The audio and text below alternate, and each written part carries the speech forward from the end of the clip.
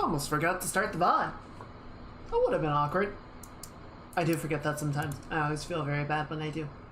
Alright, let's go ahead and get this started, shall we? I feel like I'm forgetting something. I guess we'll figure it out. Hi! Hello, everyone! Happy Choomsday! Happy May! I know I said that on Saturday, but it's still early enough. In case I missed anybody there, welcome in, everyone. I hope you're having a good week. A little bit is off to a good start. I hope you're all drinking lots of fluids, staying hydrated. It has been warm. It is. May is coming in hot. Not so bad today, though. Not so bad today. Let me say hi to you guys. Hello, Standing. Thank you for the movie night. Thank you, everyone who came to the movie night. I do need to apologize. I am so used to just sort of everyone that is, you know, in the VTuber space, in the streaming space, like knowing that if we're doing like a movie night or something, that it's not gonna be here, right? We're gonna be finding somewhere else to do it. So, you know, I forget that not everyone is familiarized, not everyone is chronically online, and that I should have mentioned that, and I apologize. But I do appreciate everyone coming out and watching yesterday's movie. It was a lot of fun. I really enjoyed getting to do it with all of you. I definitely want to do more of them in the future. It was on the goals list for this year. Been dragging my feet a little bit on it, but this was a good opportunity, and I'm really glad we did it. And I think we'll definitely do it in the future. Hold on. Happy Choomsday to you as well. I hope you're doing well. I hope you're having a good start to your week. And of course, hello lurkers. And hello VOD watchers. I hope you're all doing well as well. Yeah, I love Empire Strikes Back. What a good movie. Was it hard setting up all the buttons to push for that? No, there was a little bit of fun just getting the video to stream properly. It was frustrating streaming services being streaming services and all that. I guess it wasn't frustrating. It was just like, I'm glad I tried to set it up a little before it was start time, because it would have been really awkward to have everybody sitting there waiting for the stream to go, and I'm like, hold please. But yeah, it was okay. It was okay. It was definitely, I think it'll be easy enough to do in the future as well. And now we know. So yeah, it shouldn't be a problem at all. There are so many things about that movie to talk about. It's always fascinating to me just to think, like, so you had the first Star Wars, and obviously that took off, and then you got Empire Strikes Back, and like there is so much that is established about it now, right? And stuff that we know now and rules, but for that to be the second movie and to go from like what was just in A New Hope to that must have just been such a crazy experience, right? Just like, oh shit, this is like a serious leveling up in terms of the storytelling, in terms of like what the Force is capable of doing, what the Empire is capable of doing, and so just all of it. One thing I thought was really interesting, and like, I don't know if I ever really like sat and thought about it. So the lightsaber fight at the end between Luke and Vader. You know, at the start of the fight, like I've noticed this before, but at the start of the fight, Vader is just toying with Luke. He's just messing with him, right? He's fighting one-handed. He's just kind of like deflecting all of Luke's attacks and, you know, giving him a little bit of business, but really just kind of intimidating him. Really just sort of testing him out a little bit before he, you know, tries to bait him into the carbon freeze pit.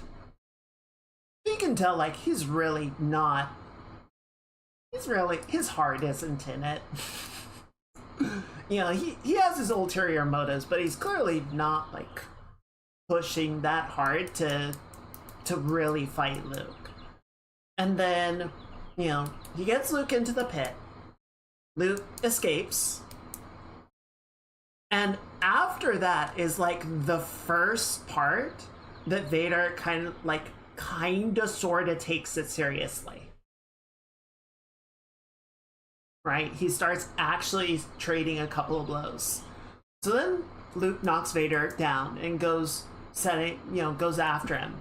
And you have the second part in the hallway.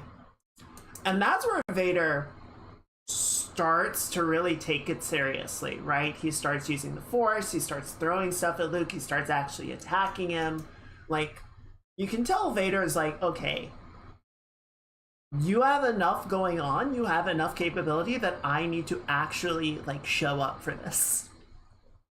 So I don't know what exactly Vader was expecting initially, but, like, he was clearly unimpressed for a while. But by the final part, right, that leads out onto the bridge and Luke getting his hand chopped off, like, Luke is going down the hallway, right? He doesn't know where Vader is. He's sort of looking around. He's going slowly, going carefully. And Vader fucking jumps him, right? Vader just springs out from behind a wall, blade first, and cuts at him and is just, like, full aggression mode. Like, by the time we get to the third part of the fight, Vader is leading with anger, and he is clearly in a mindset of, I will take half of you back if that's what I can take. You will be fine missing a couple of limbs. Trust me, I know. We'll make it work.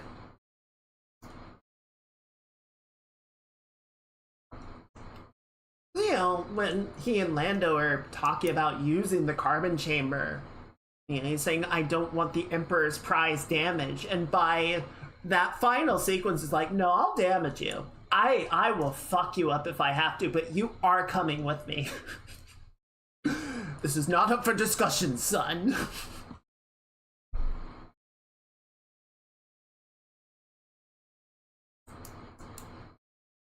Yeah, and like, I had noticed the first part, right? How little Vader was committed at the start of the fight. I had never really noticed the escalation of his anger. I had never noticed, like, how severely it built until it got to that point. And then, you know, he chops Luke's hand off and seems to calm down a little bit. It's like, oh man, that does feel good. I love getting to do that.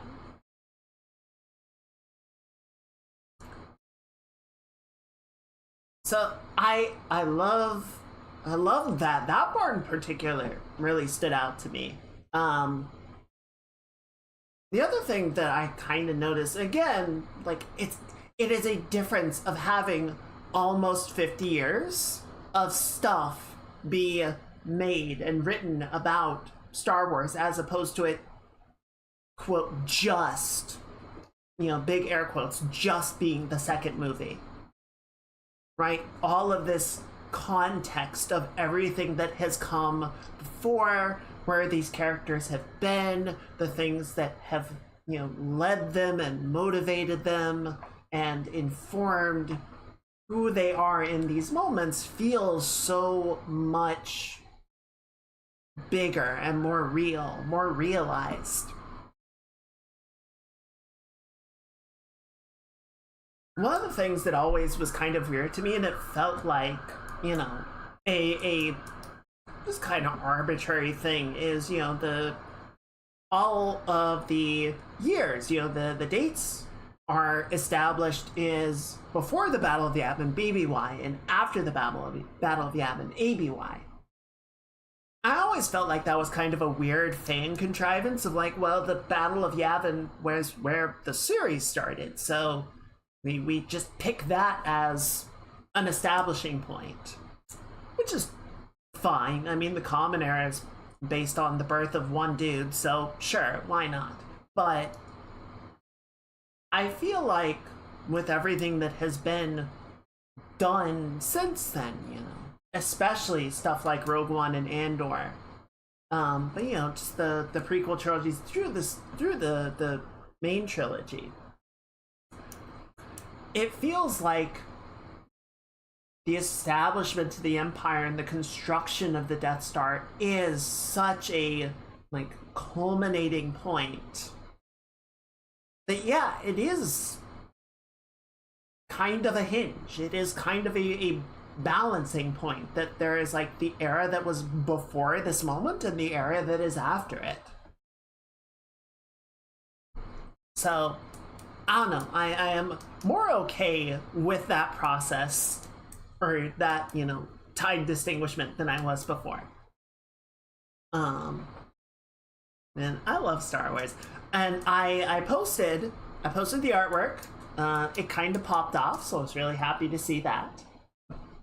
One of the discords I posted it in resulted in a whole like nerd discussion about the Battle of Hoth and the fleet maneuvers and everything. I'm like, nerds. So that was fun to see. That was a good little moment. I didn't really contribute to it. I just watched it. I was like, I love nerds. Apparently there's a fan theory that Admiral Ozzel, the guy that, you know, screwed up and got choked out at the start of the movie, there is apparently a fan theory that he was a rebel sympathizer. Not necessarily a plant, but, you know, it's kind of understood that after the destruction of Alderaan and the Battle of Yavin, there was a lot of defection, there was a lot of uncertainty within the Imperial ranks of like, yeah, you know, we might be the bad guys. You know, I joined the Empire to maintain order and security, and I just watched my side blow up billions of people. So, you know, I'm having second thoughts. So, you know, the idea is that even if Ozzel was an admiral, right? So he would have been a plant for a very long time. But the idea that he was at least sympathetic enough to the rebellion that he was sort of trying to smokescreen their activity, right?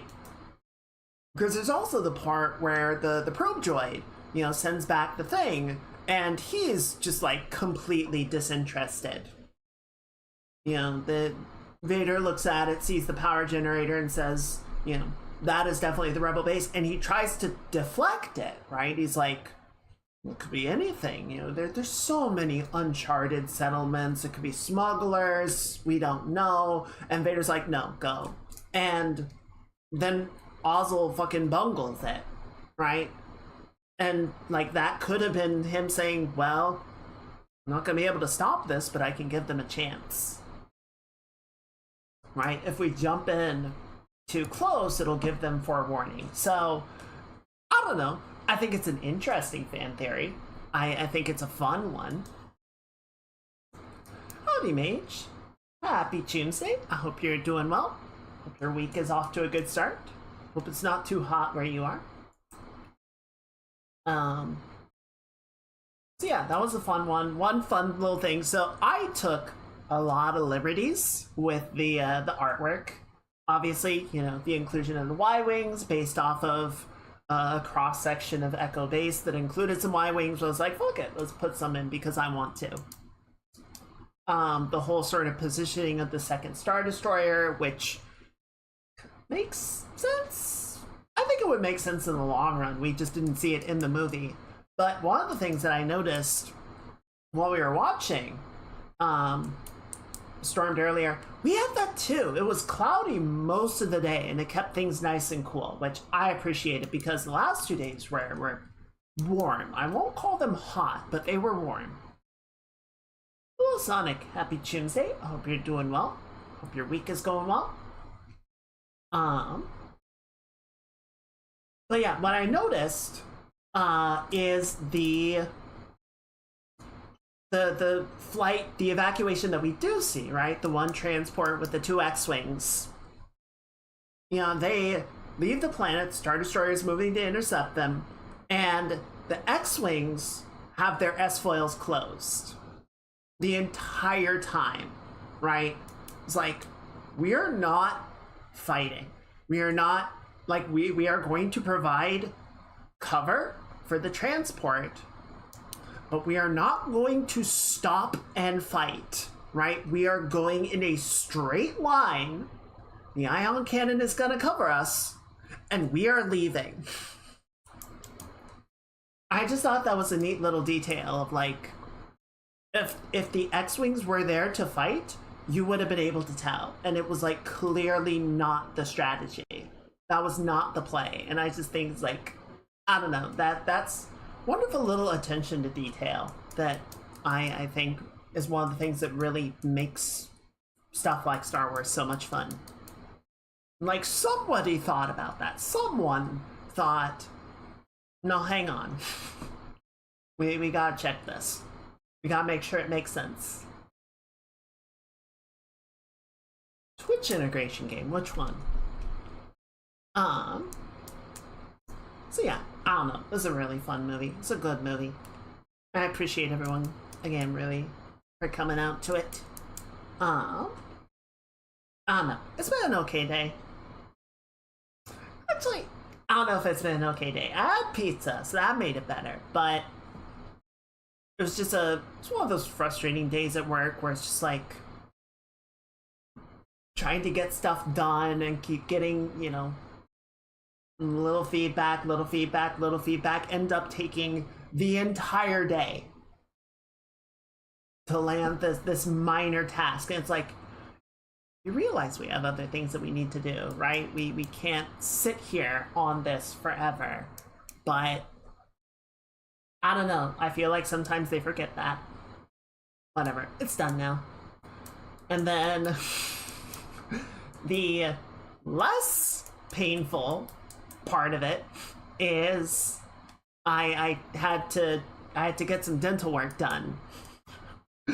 Going to the dentist was less painful than work.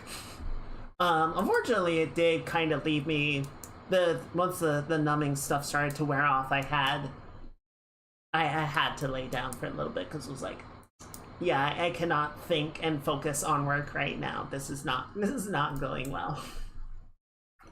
I do feel better. I feel better now. I felt better after just a little rest, but it was just kind of like, this is not great.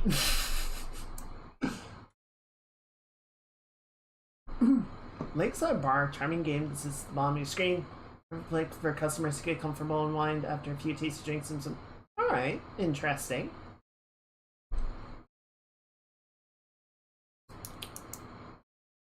So it's just one of those little, like, idling things that goes in the stream.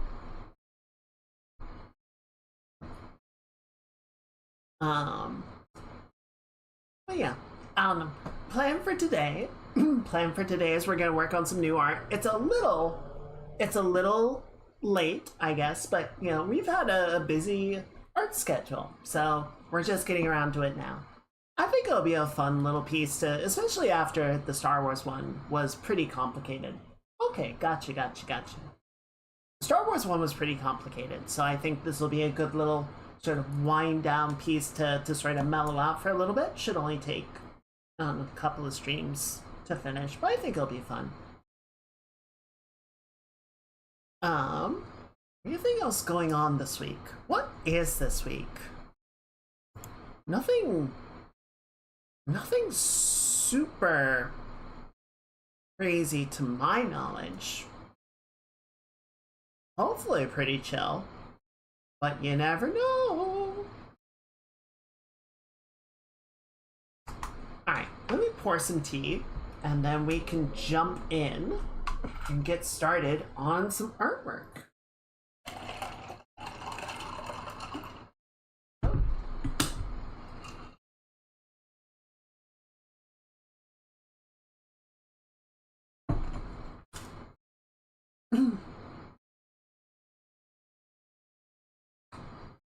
Let's see. Yeah, how's everyone's week going? What have you all been up to? I should get out of the way. That would be, where's my mouse? There you are. That would be a good thing for me to do. Hang on. hang on. There you are. Alright. Ow. Rude.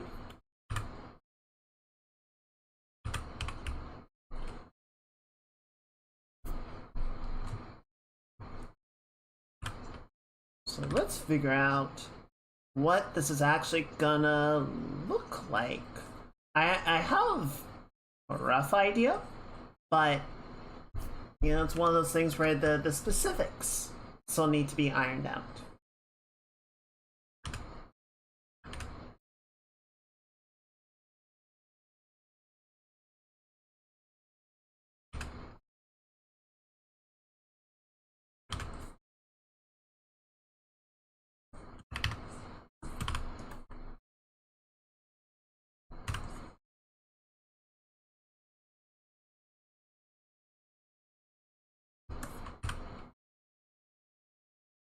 So we'll probably be fussing around with that for a while.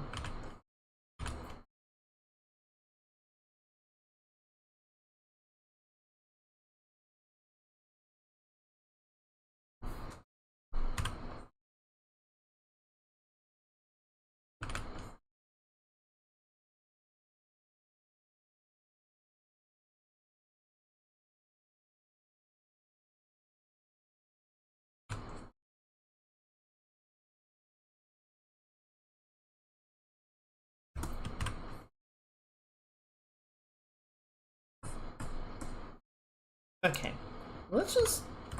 I don't love it, but let's just leave it there for now.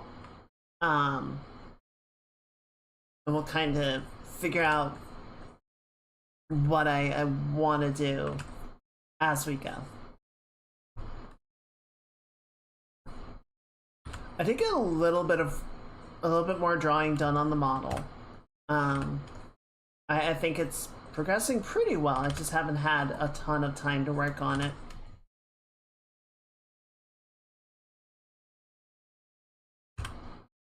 But we'll get there.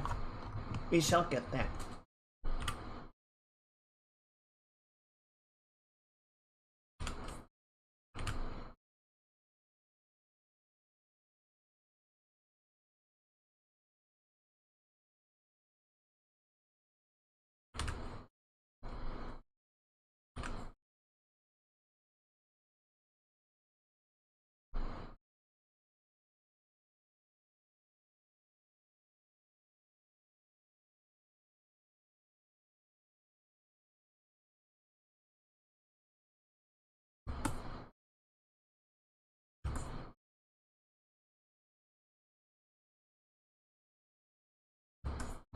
Okay.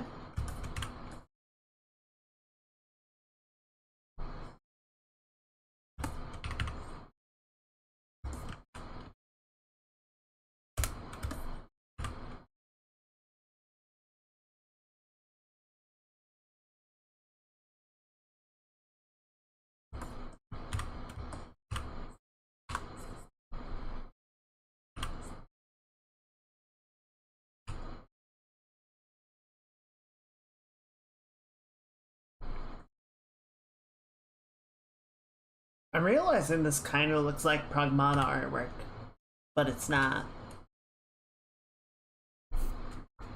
Double check something.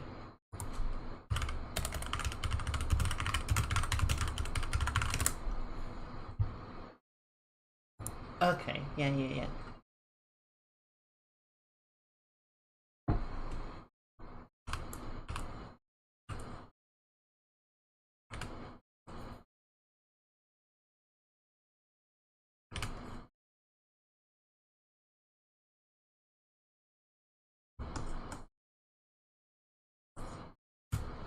Okay.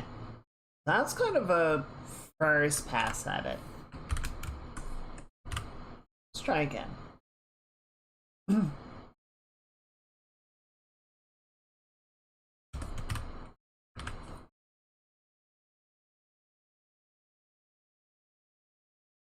Try something a little different and see how this one goes.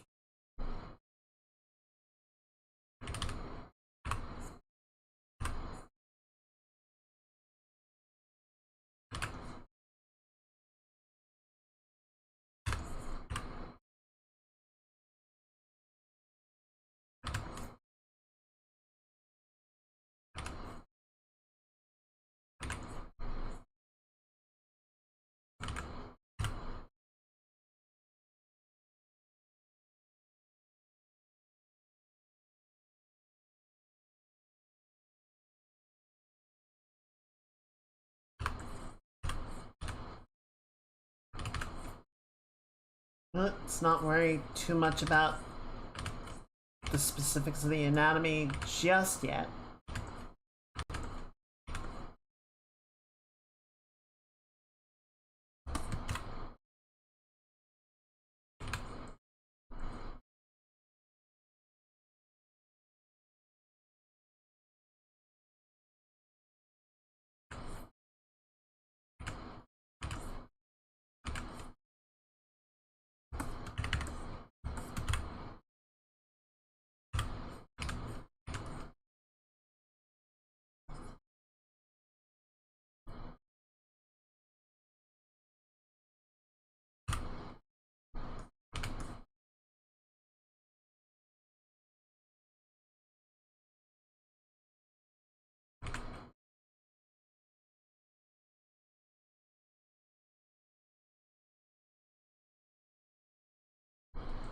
Okay.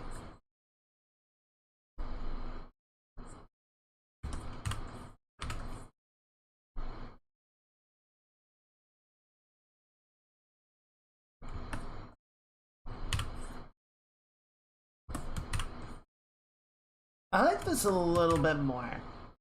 I feel like this is a little bit closer to what I initially had in mind.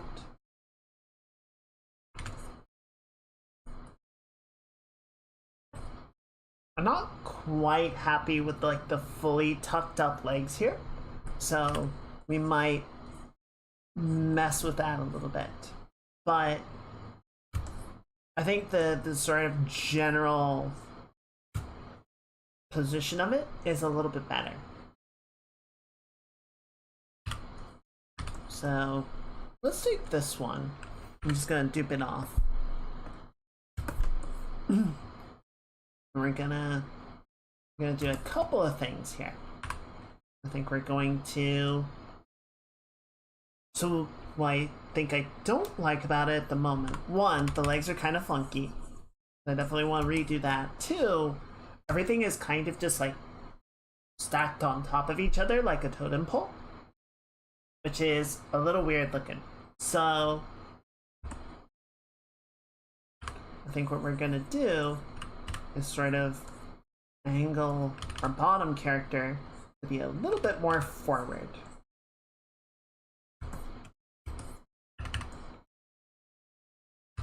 And that'll sort of have our top character be a little bit more backward. A little more to the back, like so. If you figure out what this is, by the way, feel free to shout her out. Shout out in the comments below. Or to the side, I guess. Either or. Wherever you feel like it.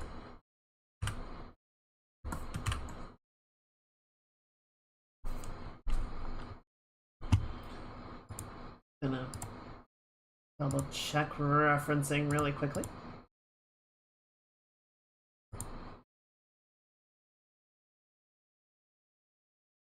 Okay. Those kind of go. Okay, I see.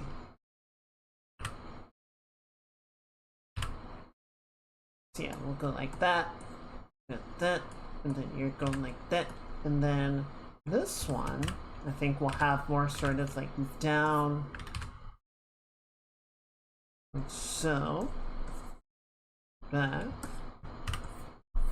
See, I want to have things be sort of generally upward.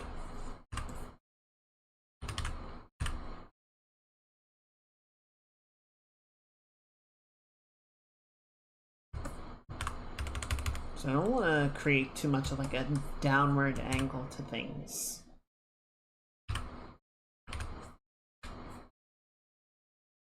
I guess that's kind of the weird thing about the like that canted pelvis.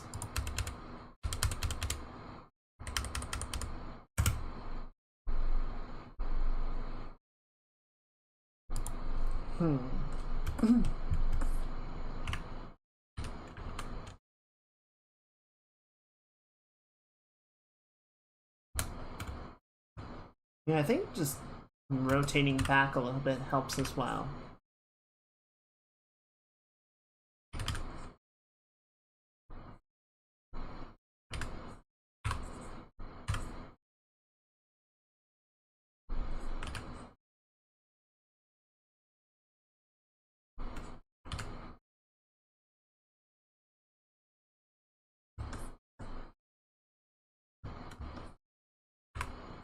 go.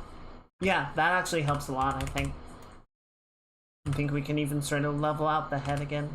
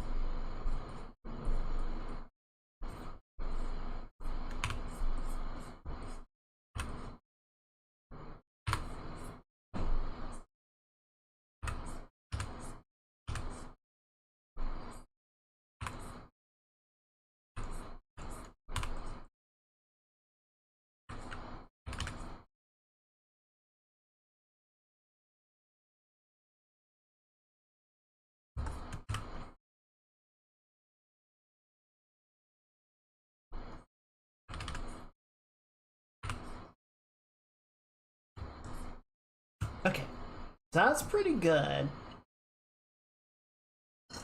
That's pretty good. But I want to try it one more time. Just because I kind of want to, again, get a very, like, low angle on it. I think this is, right now it's just a little bit too even, you know? So, like, chest's gonna be more like this.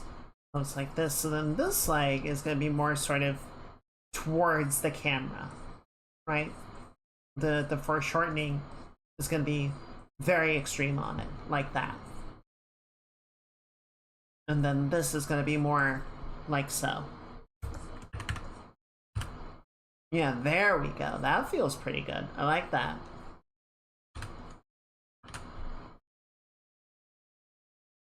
And then, yeah, so this will kind of go back to being an underneath.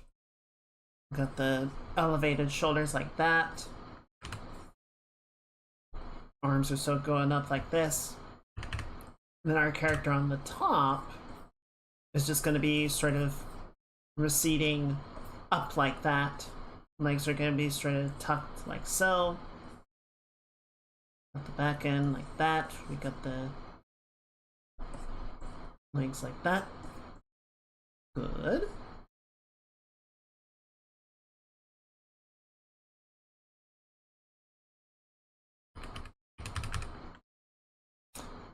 I don't know, I kind of like the arms being tucked in. Might read better to have them outward, but let's see if we can't get away with this initially.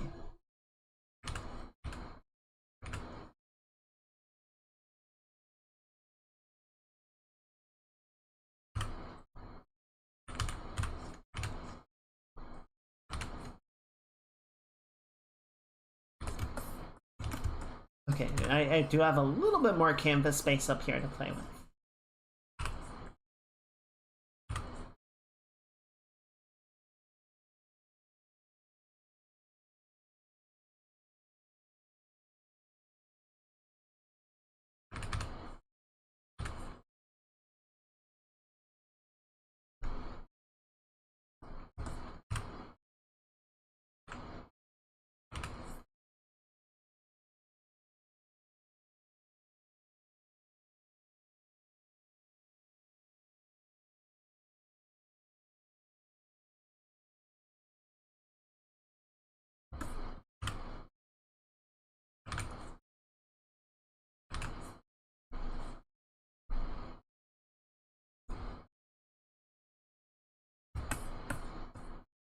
Okay, that feels a lot better. I think that's just a more interesting, more dynamic perspective. I think we, sort of figured out the pose initially, and that was okay. But yeah, just finding something a little bit more, a more interesting way to portray it, I think goes a long way. Also, gotta make sure to actually give the knees their due. Knees have a lot of volume. These are like, they're not the size of a head, but they're big. They got a lot going on, which makes sense. I mean, they're holding up. your entire body between the two of them, they go through a lot of abuse. You gotta appreciate your knees, chat, or they'll explode on you.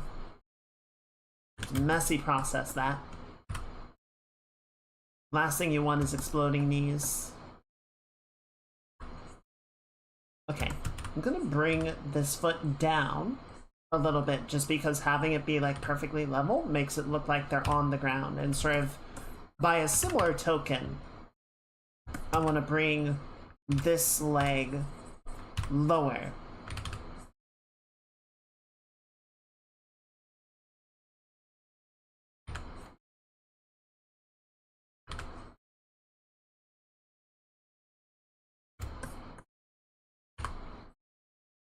Maybe not that low. Yeah, there we go. I think it just sort of helps establish, or, you know, helps sort of give a better sense of being airborne.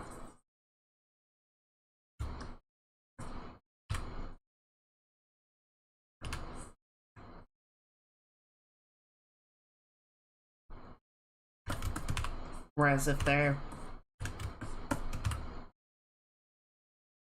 you know, if it's too level, it looks like they're just kind of on the ground. I think, no, it's already 4,000. I was gonna make the entire canvas bigger. It's like, just make it smaller, it's fine.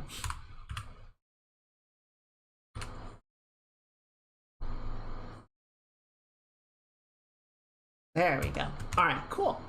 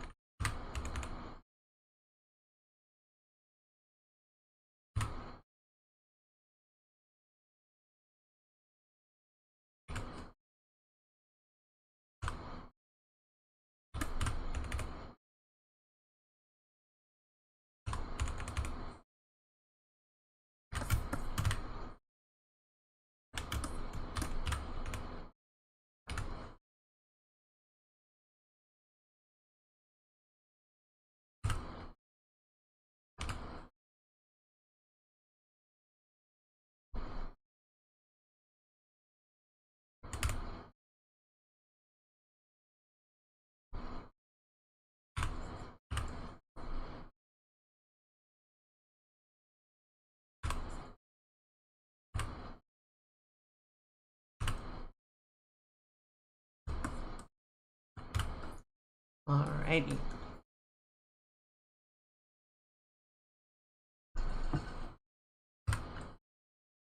We'll start to get a few details mocked in here so we can have a slightly clearer view of our intentions and where things need to go.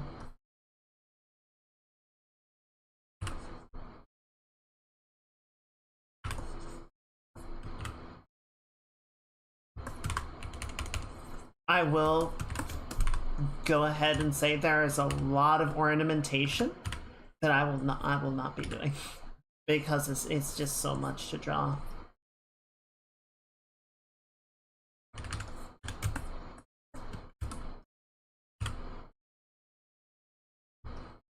I'll do some of it.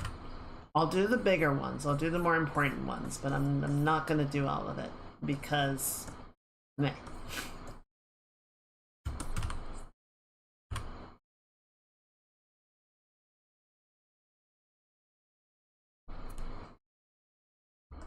I was thinking about that the other day because I was working on the new outfit and I'm pretty happy with where it stands, but you know, I had sort of done all of the conceptualization and blocking and line work and sort of filled it in with the colors. I was like, is this enough?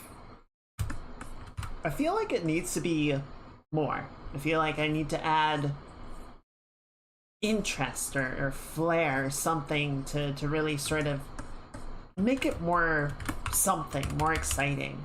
And I think a lot of character designs, particularly like VTuber designs, like RPGs and such, I blame RPGs because I think that's where a lot of people sort of built an understanding of character and outfit designs. I think they're overly complicated a lot of the time. I think they're very noise rich, just to sort of say that they can be. And I think you see this a lot with gacha characters, right? That they just have like so many little micro details and whatnot. I remember seeing someone, I think it was on the Shipbird, but they were talking about how they just like don't accept commissions of, I believe they were talking about either Final Fantasy characters or gacha characters anymore, because like they're so overly complicated in their visual design. And there's always so much shit. You know, that's a big part of why whenever I'm taking a commission, I'm like, here are like the base prices, right? Here is the minimum that you should expect to pay if you want a commission of this particular, you know, caliber, of this particular quality level. Because, you know, if I say, you know, this is the absolute rate, right? And someone says, cool, here's what I would like you to draw, and then gives me a freaking like Hot Topic inventory worth of belts and zippers and, you know, accoutrement, then I have set myself up for an absurd amount of work, and I haven't sort of done anything to account for it or accommodate it. So, you know, I sort of allow myself the backup plan, essentially, of saying, okay, so here's the base price, but you have an absurd amount that you want me to draw. Like, you have 2 characters worth of detail that you want me to draw. I will do it, but it's going to cost you more.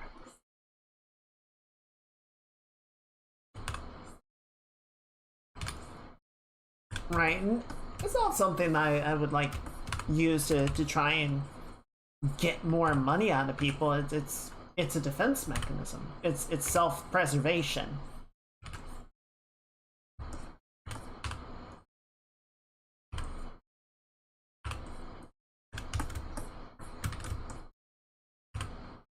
Okay, how does this work? Oh, I know what we can do. We can just put the jacket. Yeah, the jacket comes off the arm, actually, so that would go like this. Problem solved. Thankfully, I haven't really had a lot of problems with that, but it's definitely something that I would be considerate of. You know, if I had to draw, or, you know, if I got a commission to draw, say, like Lulu from Final Fantasy X,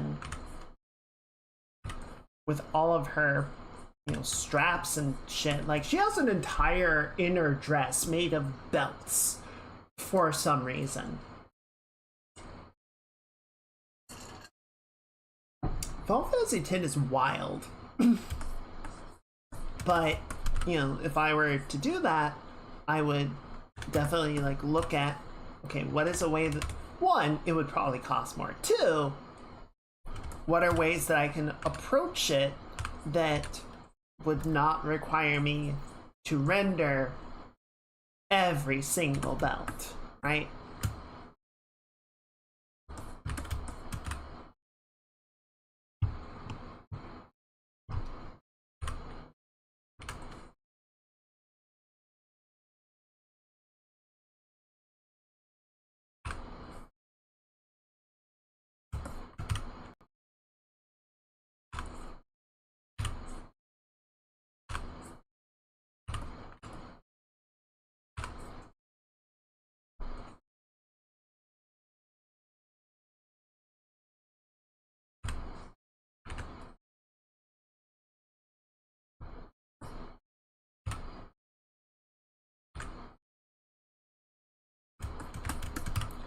go.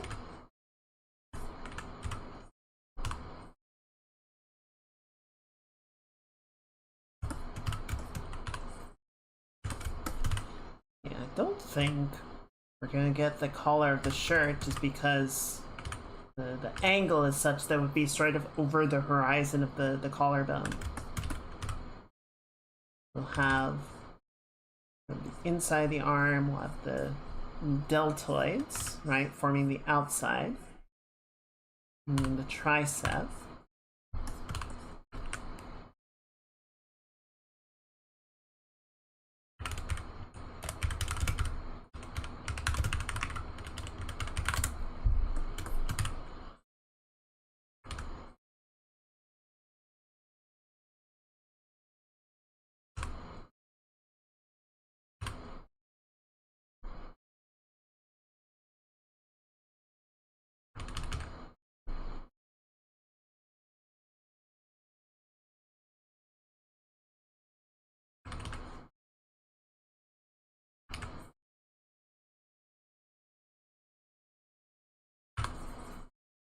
I've set this head up in a very weird way, and I think I'm gonna struggle with it for a little while, but we'll figure it out.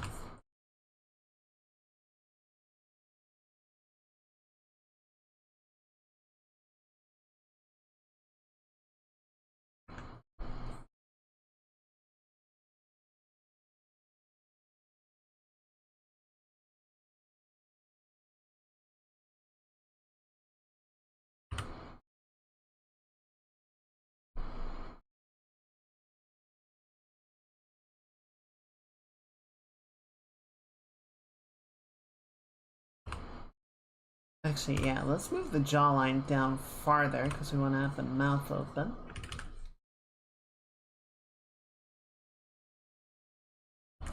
I think I also forgot to set up a time lapse on the Star Wars drawing. I'll double check later, but I think I did not do that. I do not recall doing it.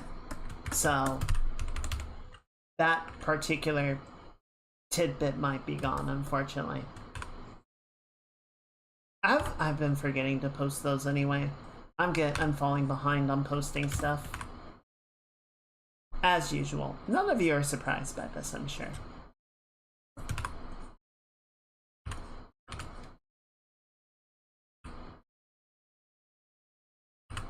Many things to keep track of, it's true.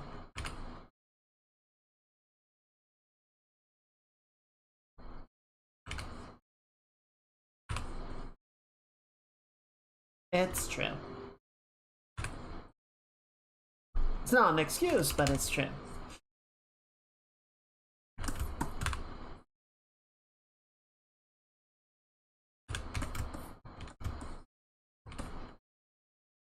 Ugh, freaking uncanny ass face right now.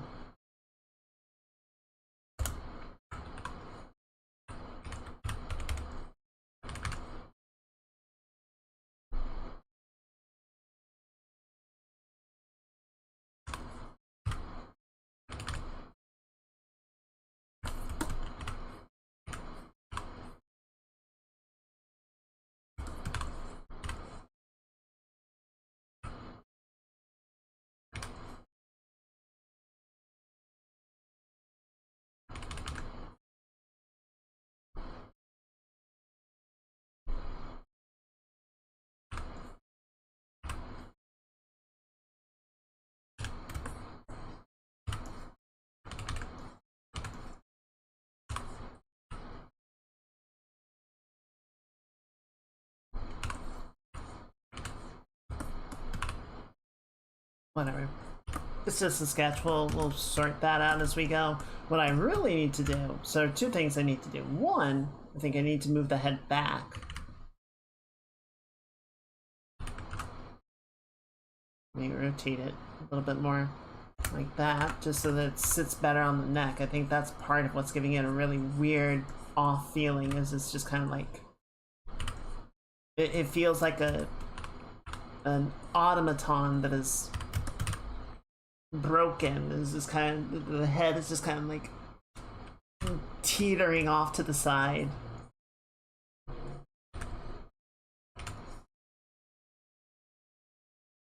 kind of Liza P bullshit.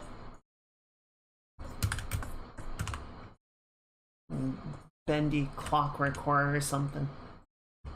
Two, let's try and get a little bit of anatomy going in here so we actually know what we're working with, right?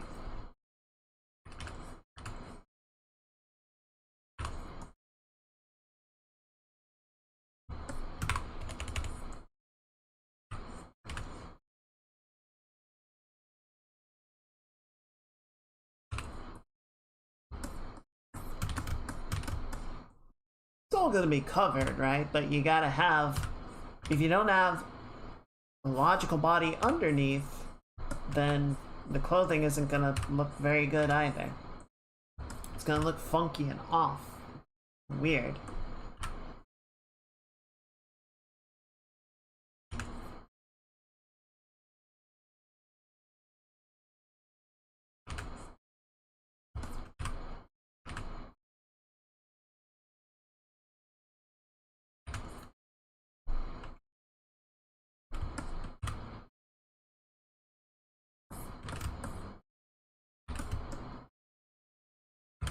Okay, so since we know where this needs to go, approximately, because we have better positioning on the character, we're gonna sort of move it accordingly, right? So this needs to go like here.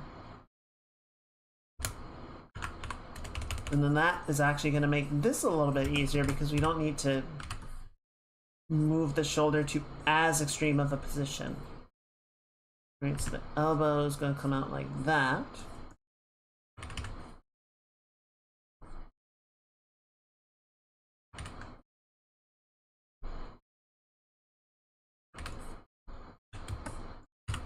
And then thumb back.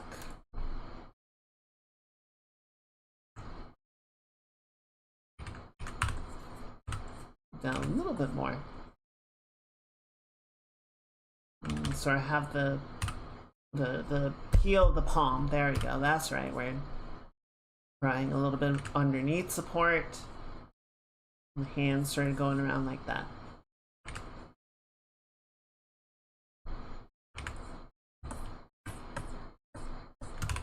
So on the far side, I'm sort of do a similar thing, right? So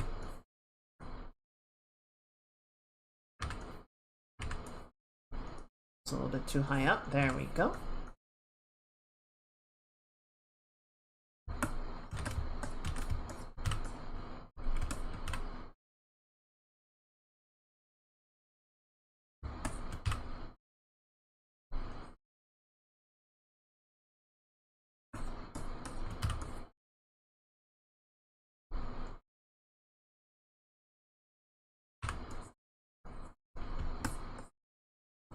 Alright, cool. I like it. I like where it's going. Now I'm definitely gonna need to work on our bottom character's face because they are looking very weird and I don't like it. But we'll get there. We'll figure it out.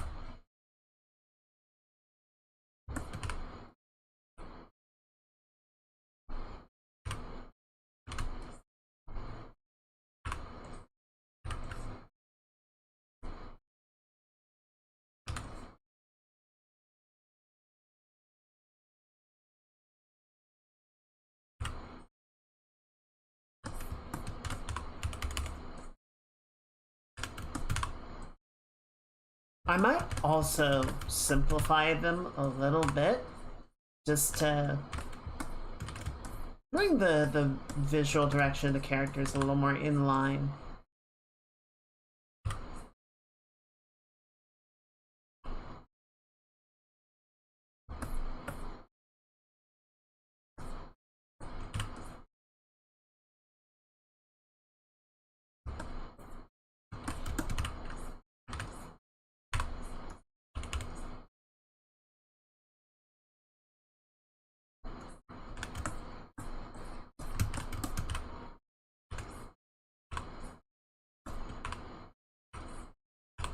Give this a little bit of a curve. Yeah.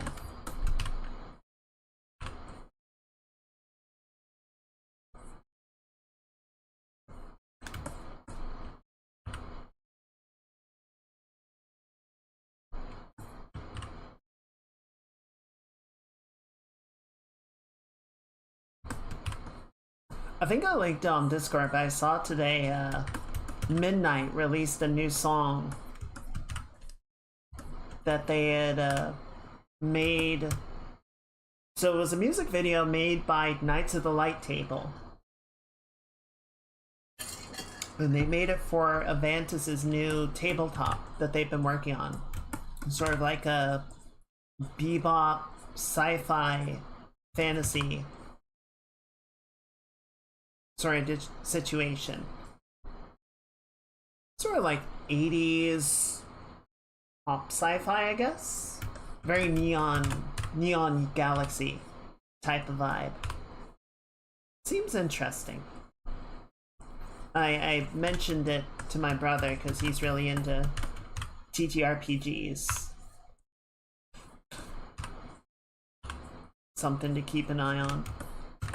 Could be a fun new game to try out.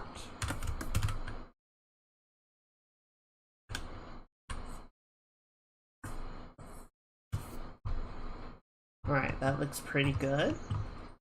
We're just gonna smooth this out a little bit because it's a little it's a little prominent.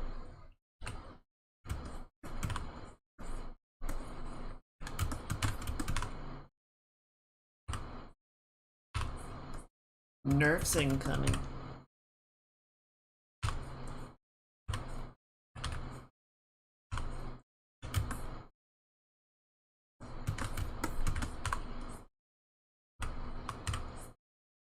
Good. Good, good, good.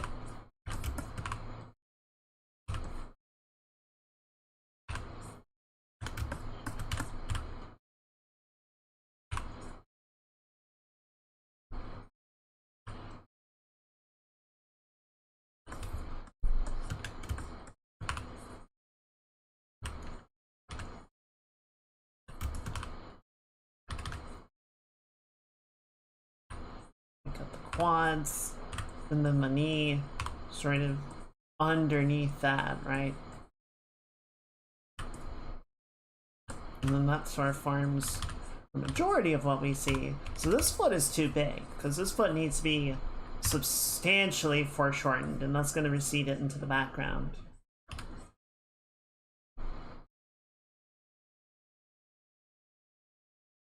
Something like that.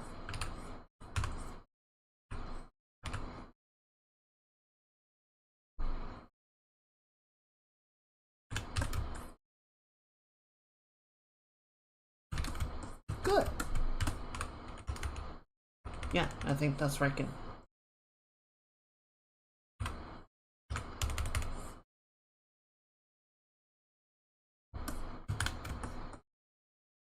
Alright, now let's pull back for a second.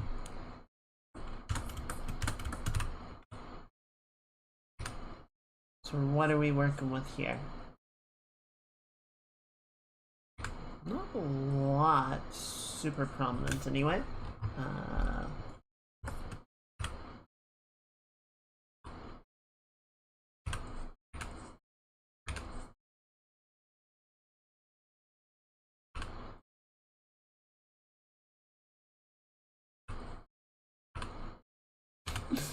Can you guys tell I don't draw a lot of men?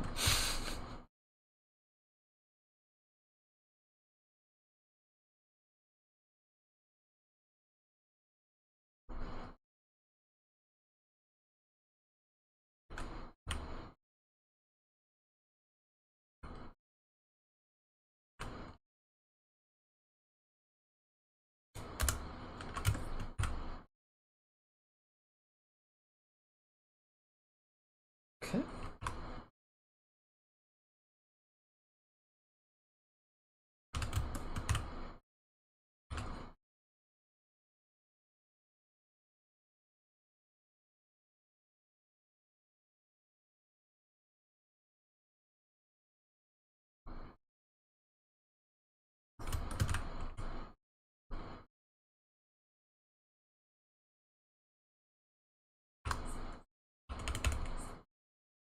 There we go.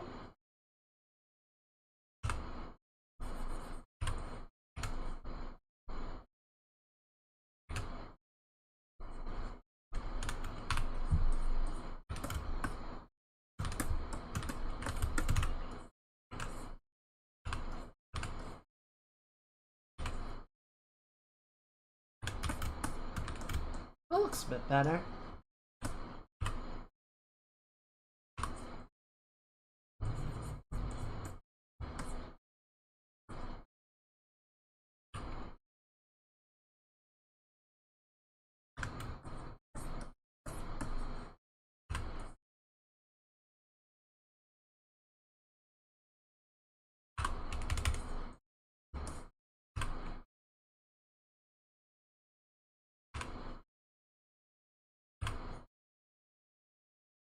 So you got pinky, middle finger, and then just sort of the implication of a thumb back there.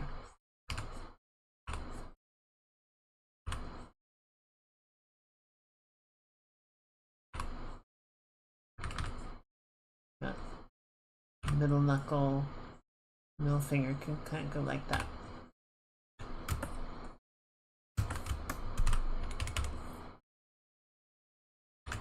Got top of thigh.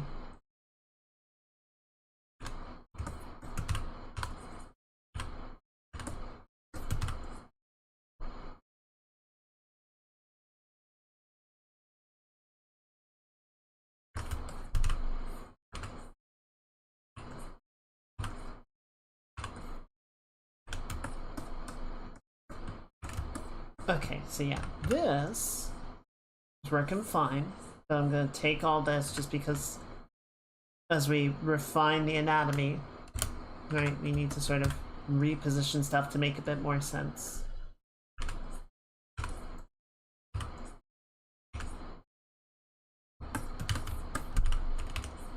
Yeah, it's fine. And I think that's one thing that I sort of I overly correct during the gestural phase. Just because I'm already like thinking about the anatomic structure and everything, it's like no, you just gotta. It's all about the vibes when you're doing gesture. It's all about just trying to get like the raw idea into existence. Just capture the feel of it, and then you can refine it from there. It's actually good to overdo it. Overdo it while you're doing gesture, because as you refine it, as you bring it back during the cleanup phase, you tend to sort of, you know, tighten things up, right? You bring things in, you correct, you compensate, and you know, if you've sort of overly tightened it to begin with, then everything becomes very stiff and lacks any energy. Whereas if you know, make things like overly big and energetic during the gestural phase, then you sort of wind up where you actually want to be once you've done your cleaning pass.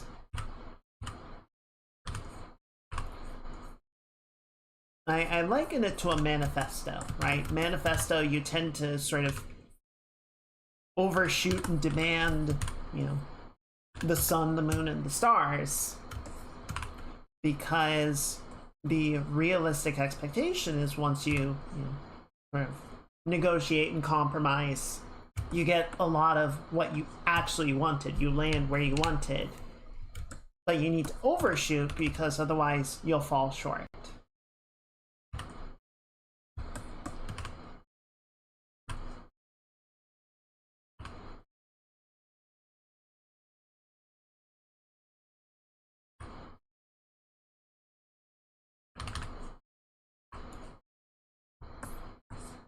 Okay. I think it's looking good. This area is fucking weird. I don't know what's going on there. Let's go figure it out.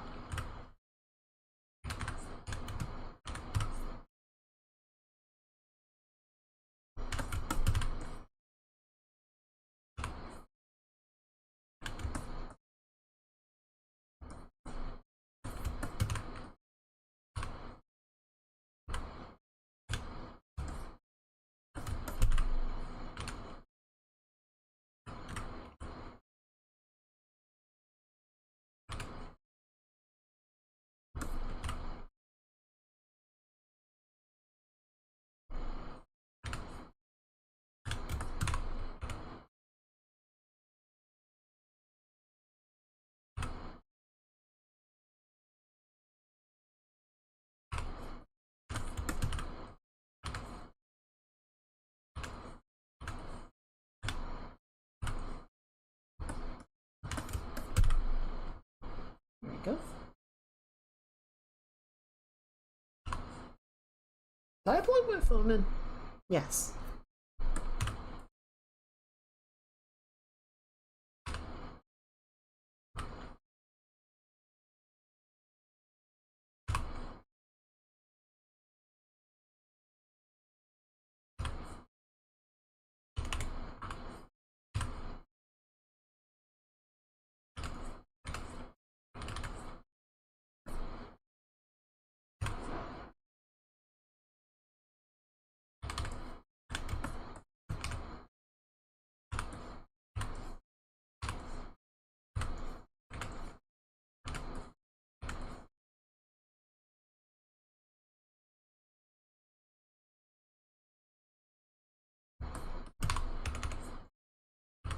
Okay. I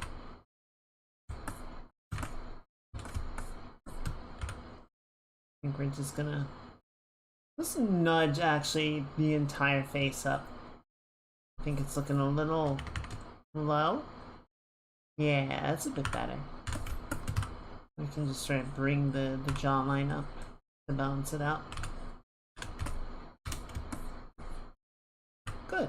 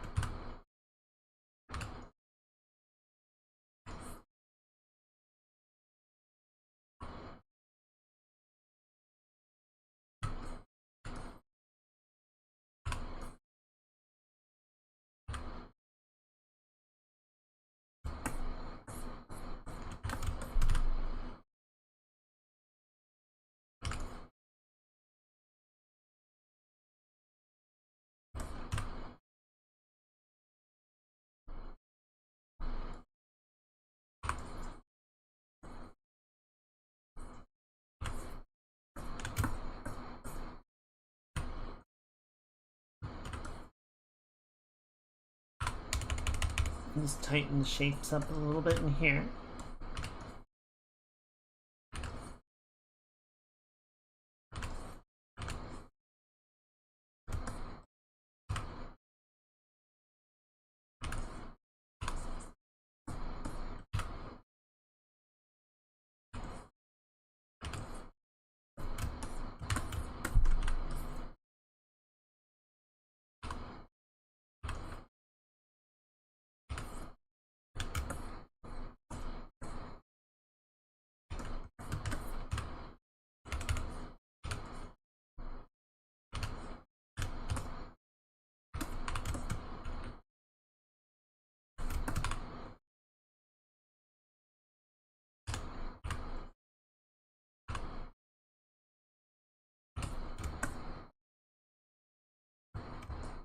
Good.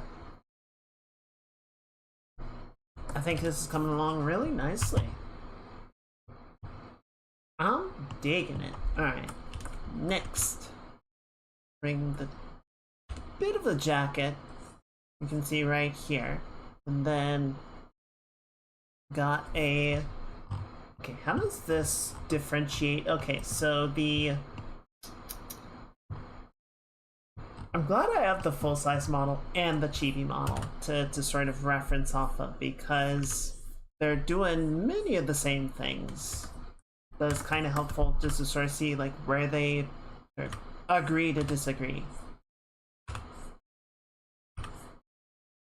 I feel like I'm shooting somewhere in the middle. Like it's not a full. I didn't go fully on the design of the chibi model, but it's also not the full size model either.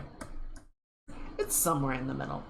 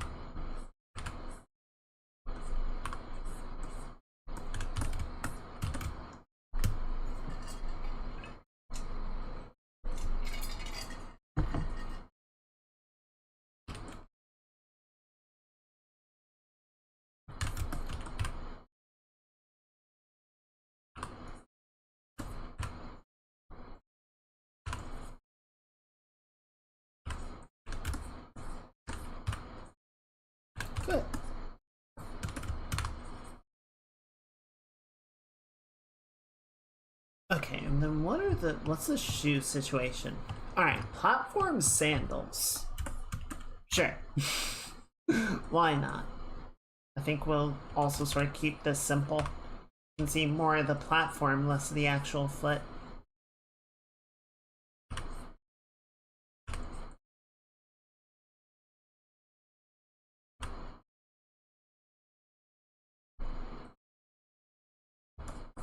And then where we would see more of the foot is then obscured by his head.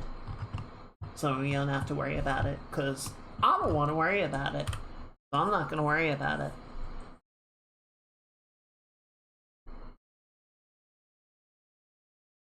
Even if people didn't get so weird about it, I don't really like drawing feet. I just find them to be unpleasant in most ways that I can say it. They're just not that interesting to draw. The perspective is always weird. The anatomy is weird. And then people get weird about it, and I get uncomfortable.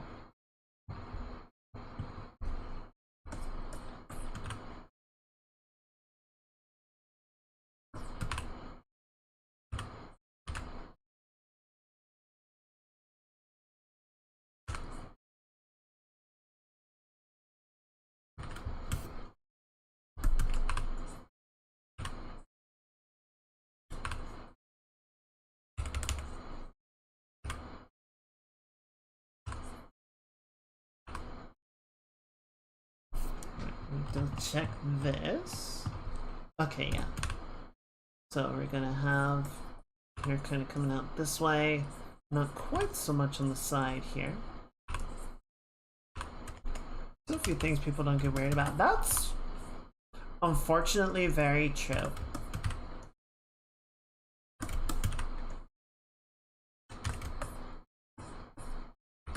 It's unfortunately very true.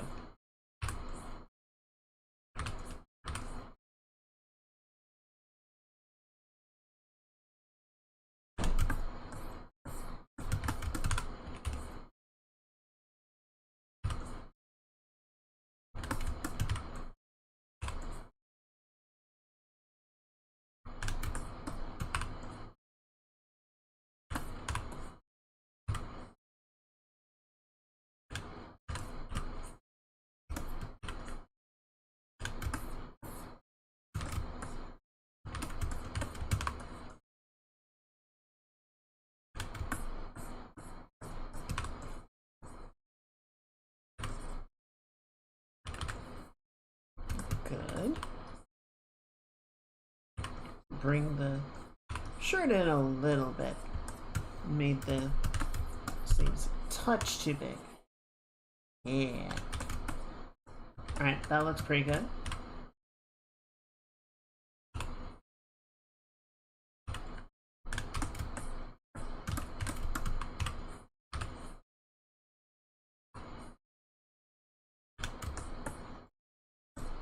Alright, I think this works pretty well. The only thing that's a little bit weird right now, and it'll probably get better as we shade it and everything, is that the torso is looking very wide. I think that's just because we don't really have like the planes in definition to help explain like, oh, this is the front, this is the side, right? The actual like front of the body is not that big.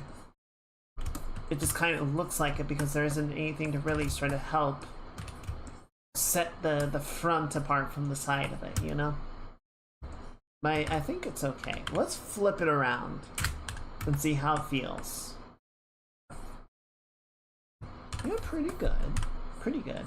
I'm gonna add a little bit of a contour here, just to help sort of denote the shape and flow of the quad, as opposed to the muscles of the inner thigh. I was having a talk with my roommate the other day.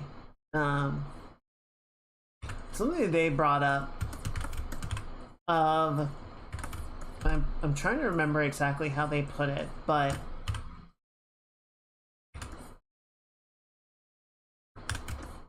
essentially what we sort of got on a discussion of, just on the topic of people being weird about stuff, is how did we phrase it? There are very few things. Like, it is weird how much people will be creative about two things: sex and food. Like, think about all the crazy variety, different dishes, different cuisines, different ingredients, different combinations of stuff, different preferences of flavors. And like, people love food. One of the oldest traditions in human history is the preparation of food. And then on the other one, just, I don't know, man, people get freaky about anything and everything that they can. It's the Rule 34 thing, right? Of somebody is into it. It doesn't matter what you bring up, somebody is like, yes, that's my jam.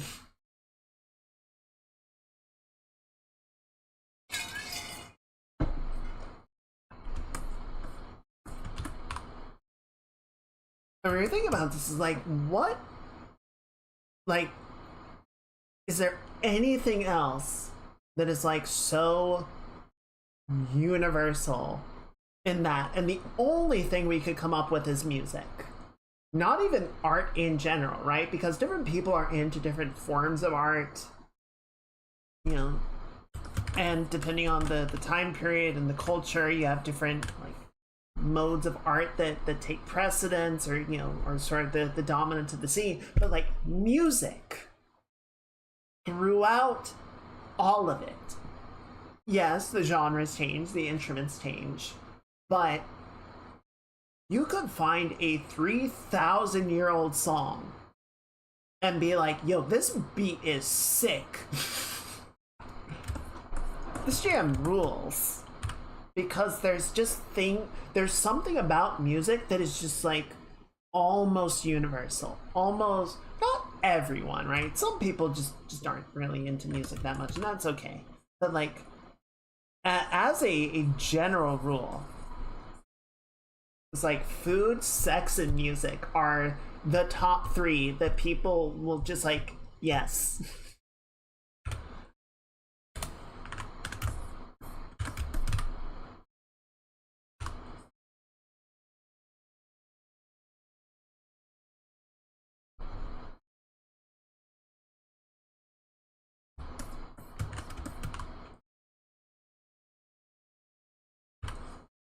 It's like the meme of the housewife, you know, the house partner.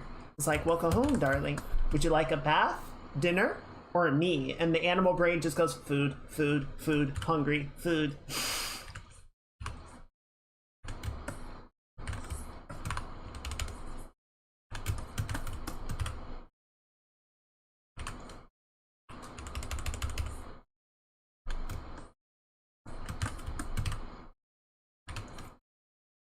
Partner, good.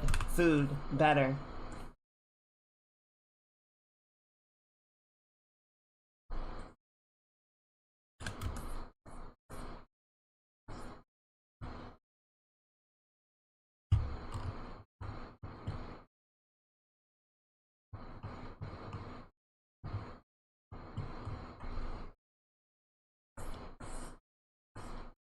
Okay, I'm not even gonna try and draw the pattern on the shirt right now. I'll just paint it in later. It's fine. I might rough it in just to get the colors blocked out, but I'm not gonna worry about the specifics of it in any way. Not when everything is this rough. It just doesn't make sense. But I do think it's coming along nicely. I like the pose, I like the energy, I like the dynamism.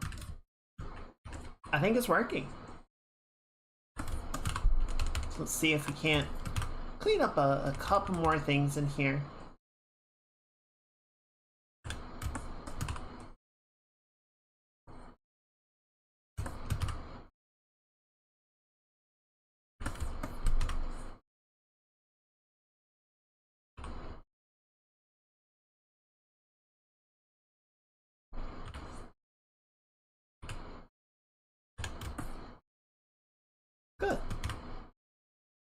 Good, good, good.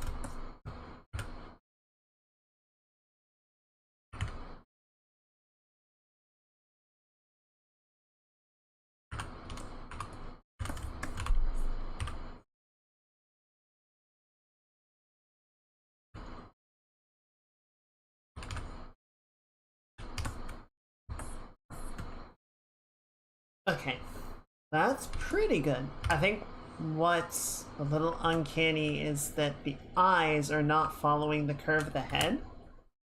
They've got billboarding. They've got billboard eyes going on.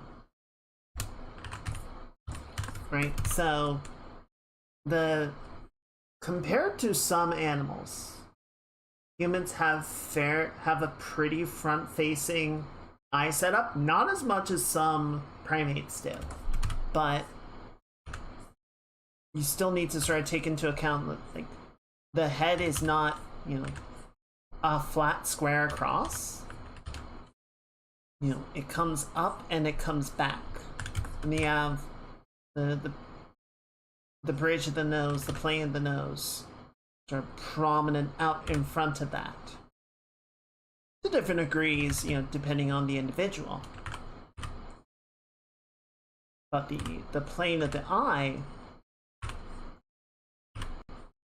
is, you know, angled up and back accordingly. And so you can't just have the eyes be perfectly level against each other. They need to, they're built into that curve, and they need to accommodate it. They need to account for it in the way that they are rendered.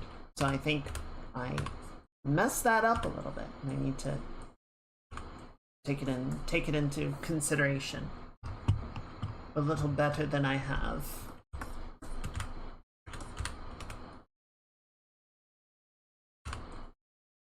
Also, one thing to keep in mind with photos of yourself, right? Because a camera only has a single lens, right? It's monocular. It's a cyclops. So it does not really capture your likeness with any depth. It does not capture perspective. It does not capture the actual, like, volumes and shape of your face in the way that someone else's vision will.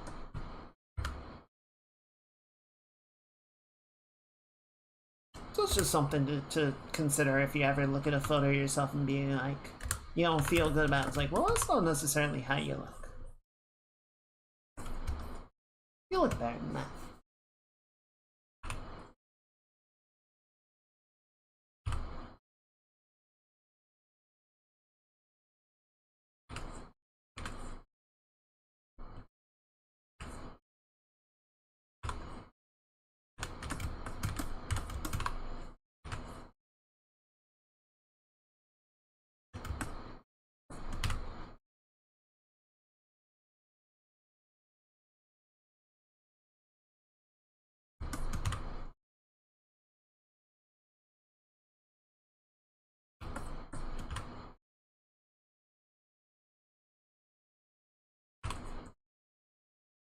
Go. Yeah, similar sort of deal. I'm not going to try and render out the facial hair here. It just doesn't really make sense to. But we can do a couple of things just to sort of imply it. Make sure we remember to do it later on. Move some of these off. What does his nose look like? What's the shape of his nose? Show me that nose.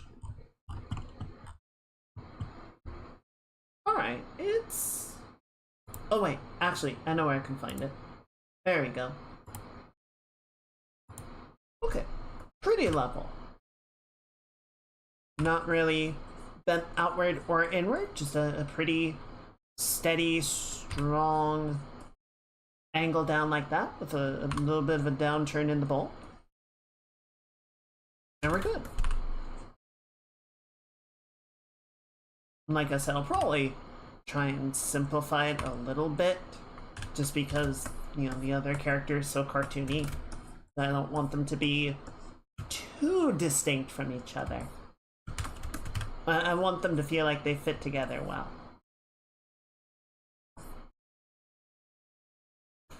This is that meme of VTuber collabs, and it's just like the most mismatched characters you can possibly imagine. They're all in an adventuring party together.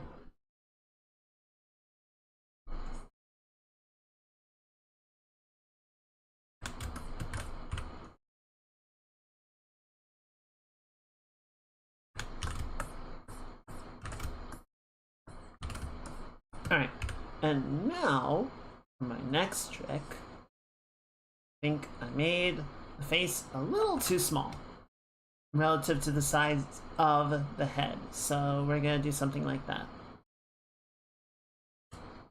Maybe a little bit less. Yeah, there we go. That feels better.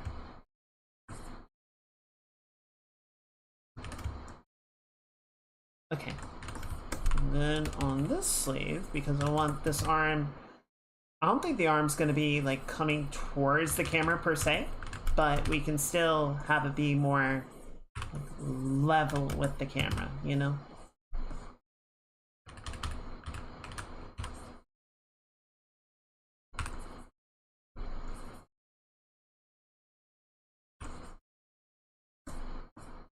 And then this one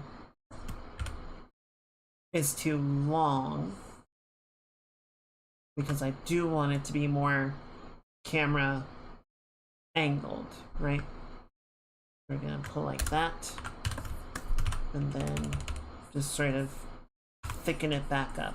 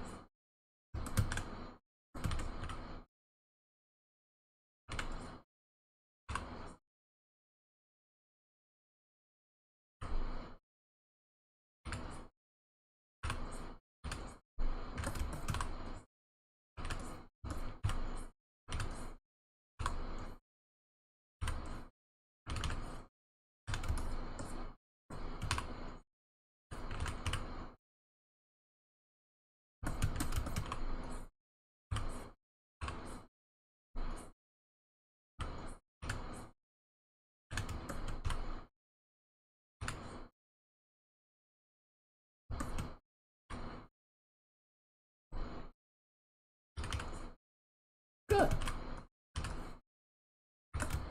Yeah, I think that looks good. Now,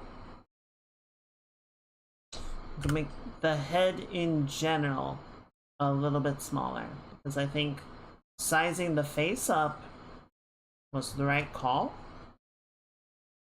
but I think it just looks a little too big now relative to his body. So yeah, like 5% smaller, a little more.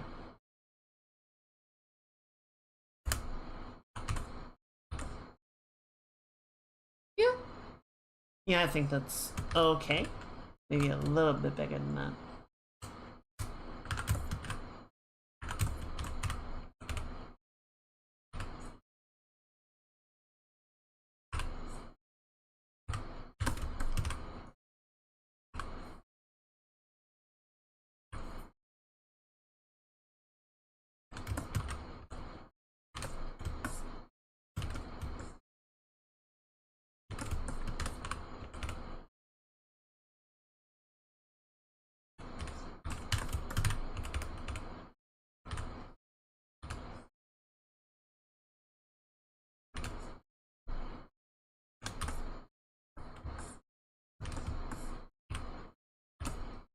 How's that looking to you guys?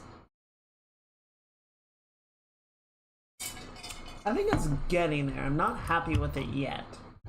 But it might also be one of those things like I'm gonna redo it or, you know, touch it up so much in the paint over that it's not really worth like trying to nail it in the sketch.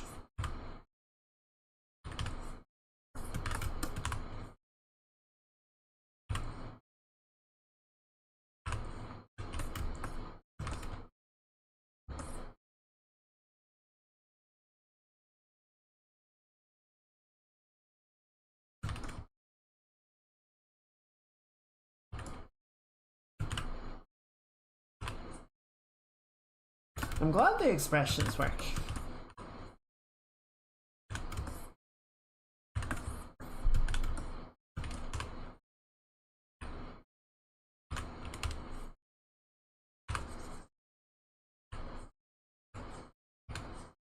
I've been told I do good expressions, and I don't see it, but I'm glad people like them.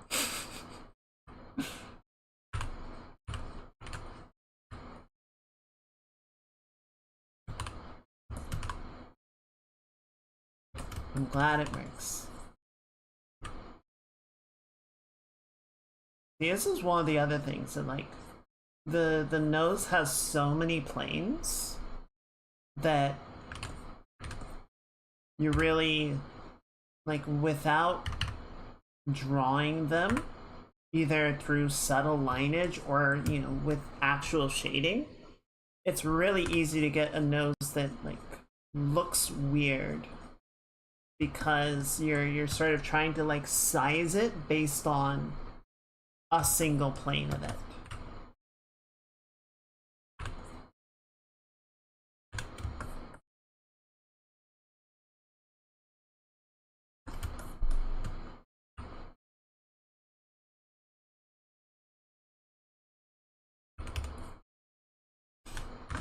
Trying to put a freaking real person and a cartoon character in the same drawing is like, what is this shit, Roger Rabbit?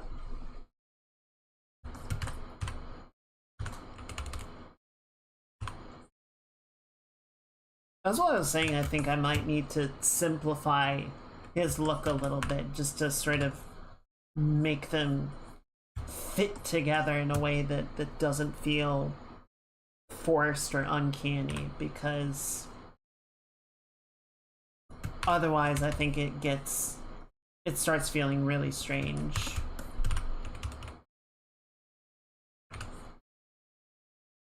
You know, if I try and go like, we'll call it effective realism on him, and then she's just like a chibi anime character. It's like, yeah, that's gonna be weird, right? Okay, I'm gonna say I'm gonna copy this off because I want to try that. I want to try exaggerating this to make something that has a better cohesion between the two, right? It's like, I don't hate his expression. I don't hate the way that his face is done right now. It just, I don't know. What do you think, chat? Do you think it's okay?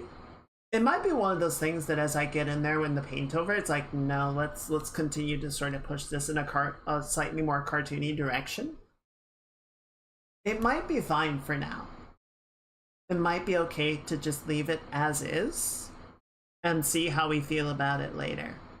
But it's a little off-putting to me at the moment. Okay.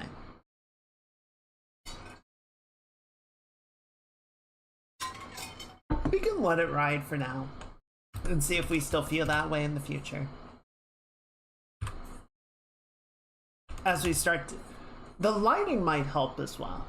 Once we start to get everything sort of shaded and rendered in, if that's consistent and like the level of detail is consistent, then that might be enough to carry any sort of anatomical differences, right? Still make them feel coherent even as they have such different builds.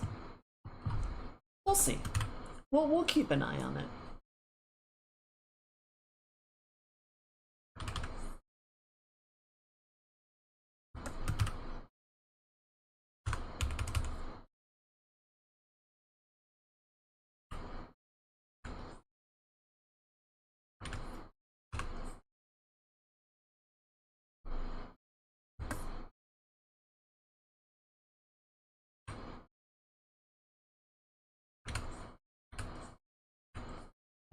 Okay, and then her ears are going to be coming out like this, and then down like this. So yeah, the little lock of hair that I just rendered in has to go. It's gotta go. This doesn't work. And then we'll give her some hair that sort of comes down over the top of the ear like that. And a little point to the ear, just go ahead and draw through, it's not that big of a deal. I want to round it out just a touch on this side. Good. And fill that back in.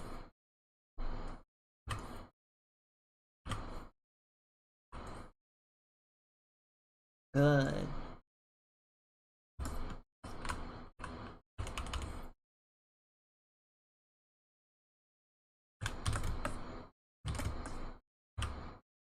All right, I like that.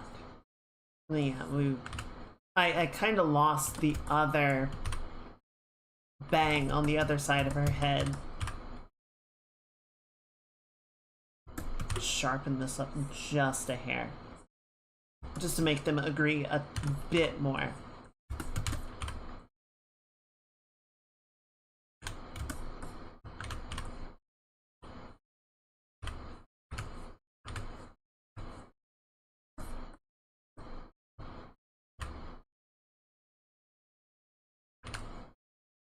Make her nose a teeny bit bigger.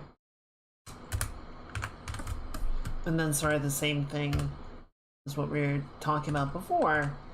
We're just making the planes of the face, or the planes of the eye, follow the curve of the head a bit more accurately.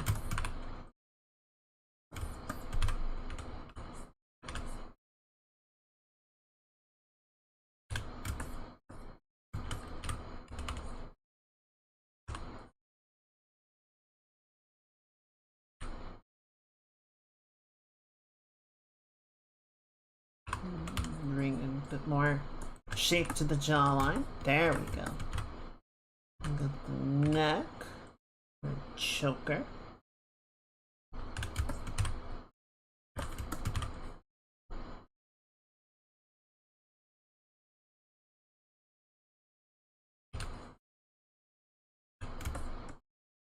Can add the spikes in later. Yeah, she has so many little details in here. I don't know how we're gonna get all of them. I don't think we are, frankly. I think we're just gonna kind of we'll catch what we can, and if we miss it, especially in the hair, there's just like, how many is that? 1, 2, 3, 4, 5, 6, 7, 8, 9, 10, 11, 12, 13, 14, 15, 16, 17, 18, 19, 20, 21 ornaments in the hair. And it's just like, okay. Okay.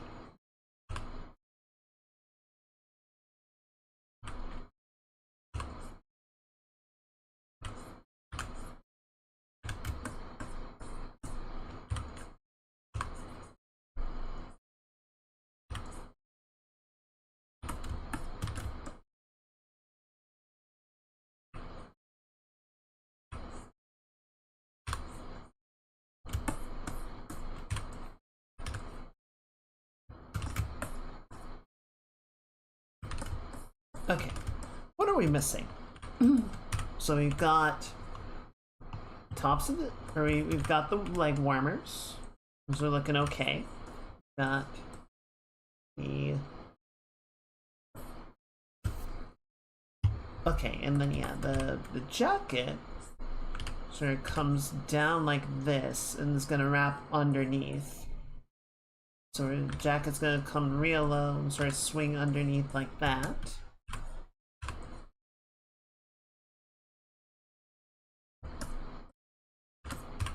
And sort of wrap up around the top of the thigh. A little bit of volume right in there.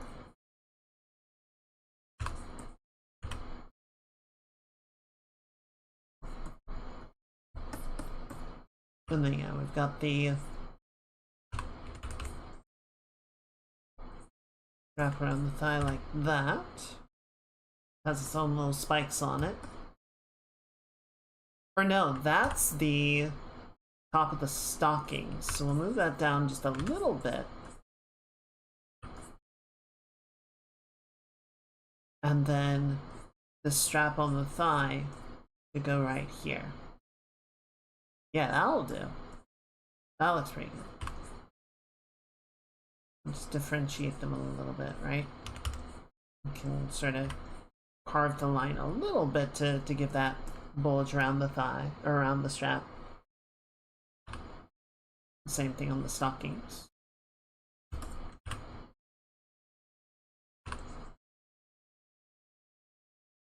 Good.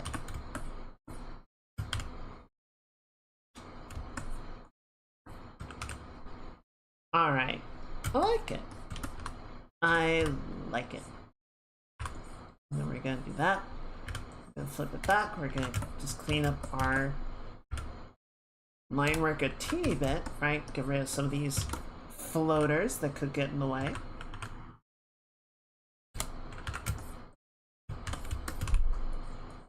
I've never understood floaters in Vision. You know, just those little, like, they're not even spots, they're like little shapes and such. What's going on with that? Is the brain just hallucinating? Is it like little tiny microbes and such that like catch the light just the right way? What's going on with that?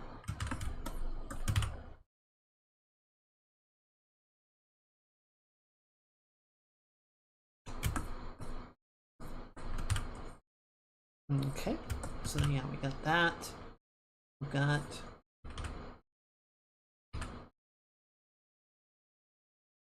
I guess we will render a teeny bit of the feet now that the head isn't as big. It doesn't obscure quite as much as it did before.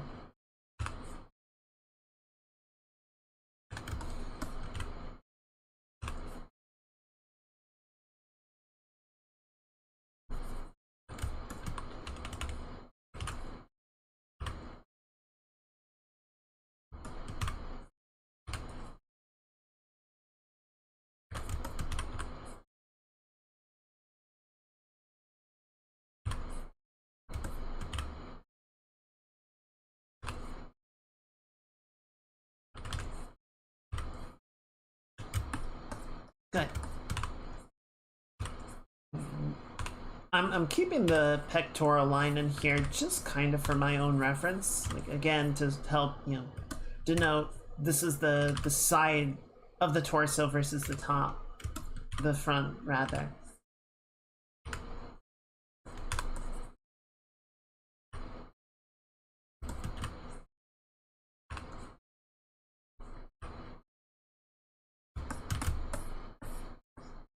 There we go.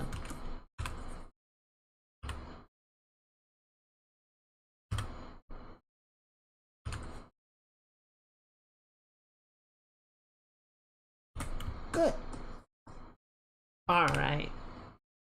And then yeah, I think we still have a couple little awkward sections in her hair to resolve at some point, but main thing I'm trying to do is just clean up so that when we get to, or when we do the fill, it doesn't leave awkward bits floating around. Alright, good.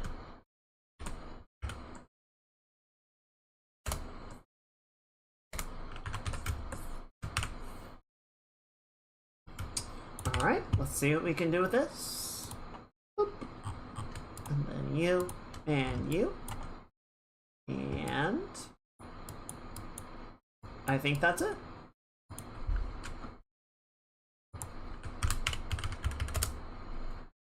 Alright, so now the question is where we want to start with this.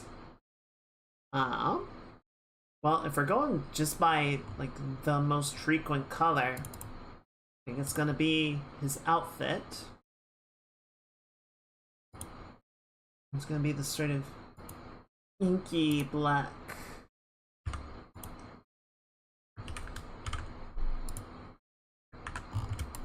Wow, that's not terrifying.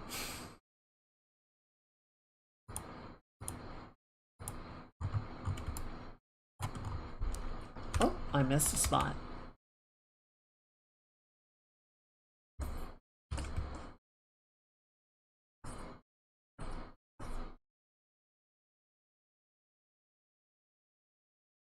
Alright.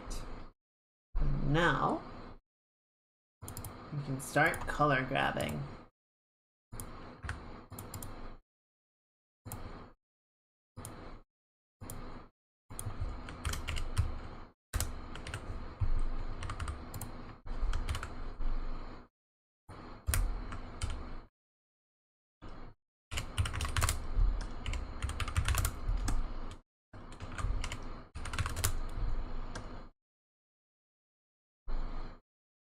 Set this to through for now.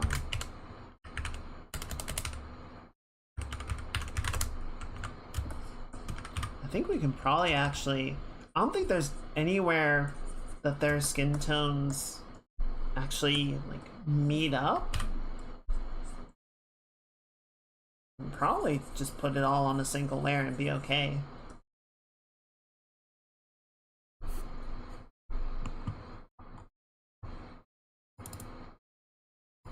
Same goes for the hair.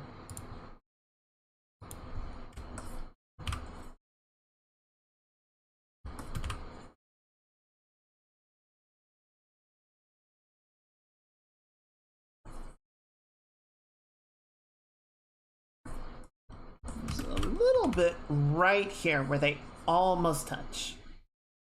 Oh, I think they do touch because of Connor's ear. Or no, there's hair back there.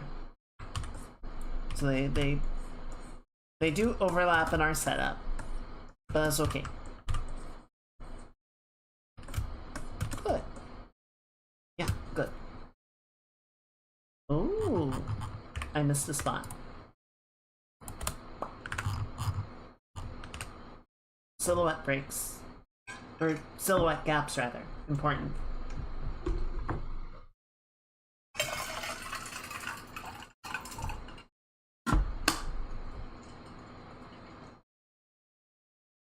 Alright. So now let's do the hair. And this one's gonna be a bit slower. A little bit slower. Like Calder's hair is pretty straightforward. Nothing about that too concerning, too troubling. Though I think I'm actually gonna do his facial hair on a separate layer so that I can mess with the opacity a bit.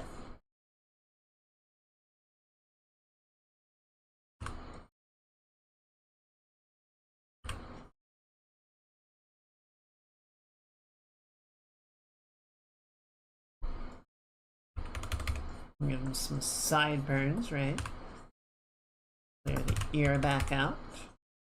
And yeah, we got his hair sort of coming down nape at the neck like that, and we can sort of pop it out a little bit just from the wind and everything. Probably repaint that a little just to be not quite so long in the back, but it's fine for setup.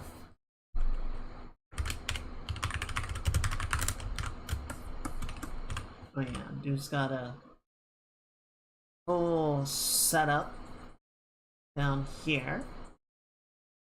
It's not long, but it is complete.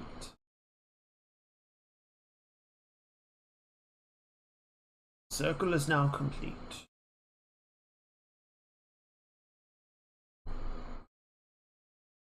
When you left, I was but the learner. Now I am the master.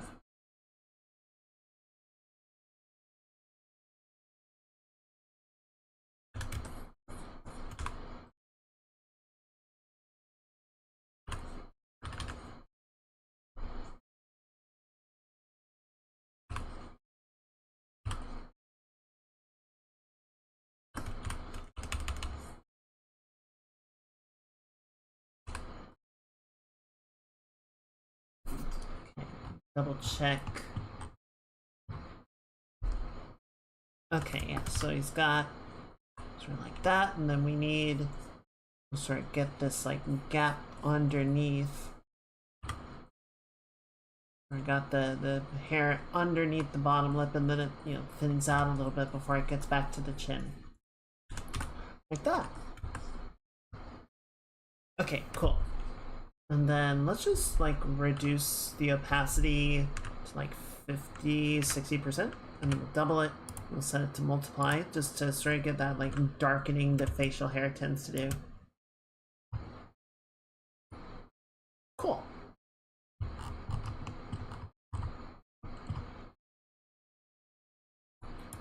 Alright. And now the hard one. Fucking VTubers, man.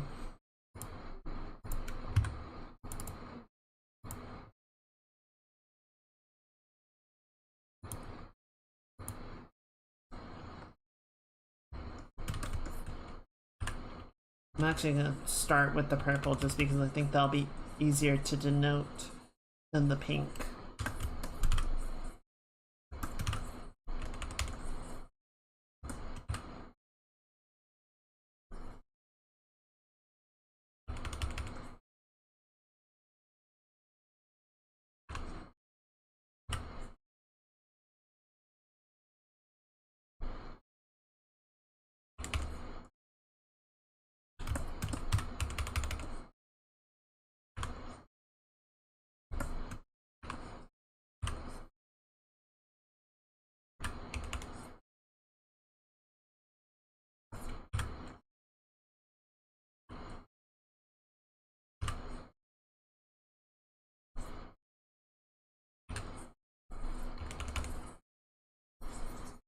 Good. Alright, and then we're gonna block that in. And I think it's gonna come around like that. Like this. That. Leave a little bit in there. And then this is all pink. And this is mostly pink. And sort of purples out around the ends. So kind of leave it like that. And then you. I'm gonna go like that.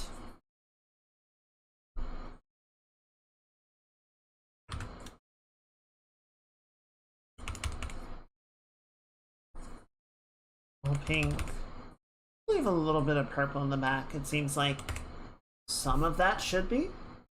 Some of it is just a matter of shading, but I think we can sort of imply that there's some purple highlights in there as well.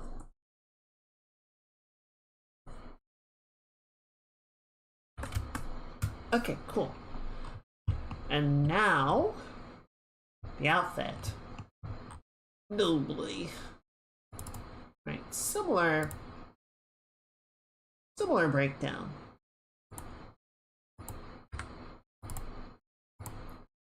Similar breakdown here.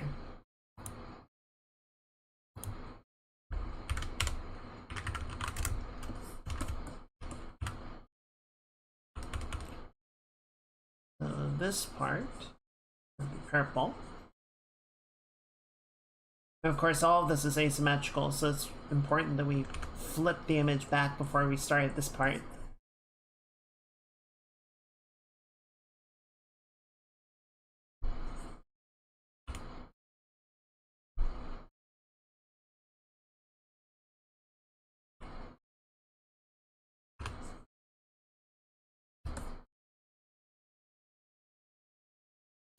Oh shoot. Okay. Give me 1 second.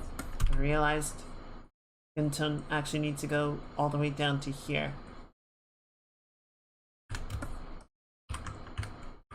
I missed a spot I did.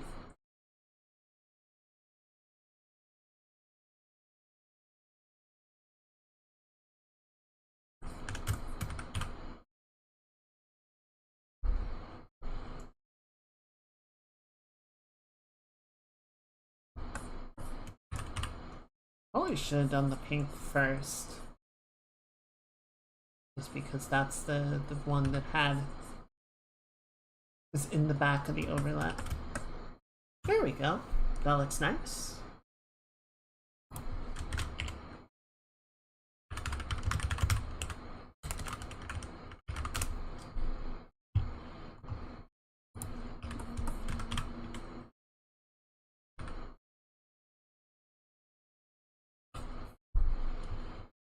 Okay, and then while we're in here, just because it doesn't really interfere with anything, I'm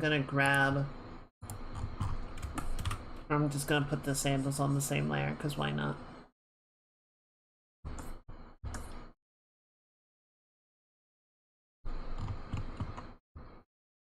Okay, and then all of this layer, the trim, the stockings, so on and so forth, need to be pure white, but I'm going to clown color it with green, just so that it is easier to read.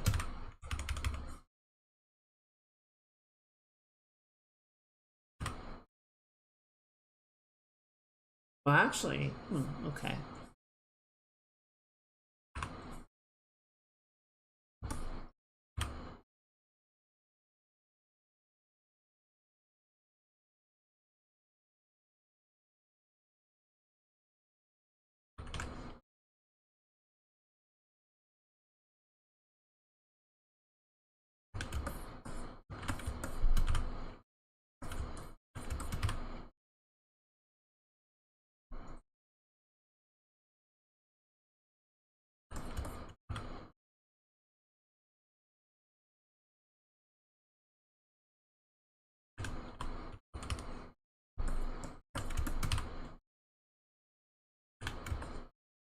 Okay, and then yeah, up here, that needs to be trimmed like so.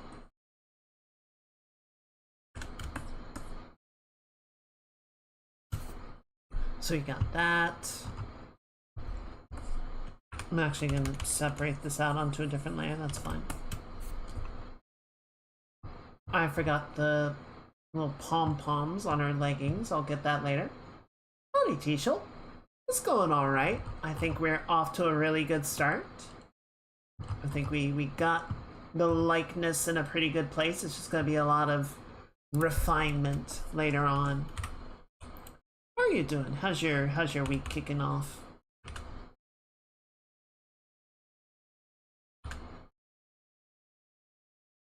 Let's turn this off for a minute.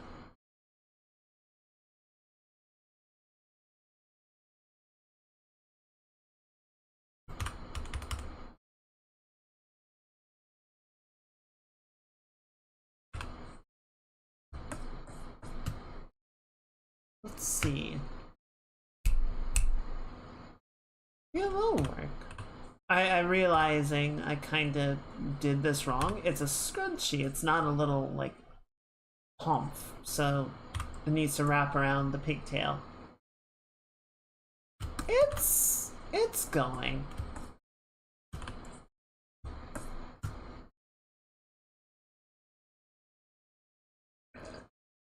Unfortunately, I thought the craziness would kind of stay behind in April, but that is not really panned out as I had hoped. But there's always next week.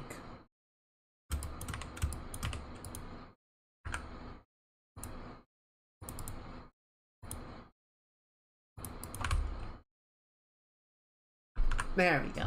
Alright, that will do. That'll do for now. Okay. Next part. We'll go back in here. Just color in a strap like that. Hmm.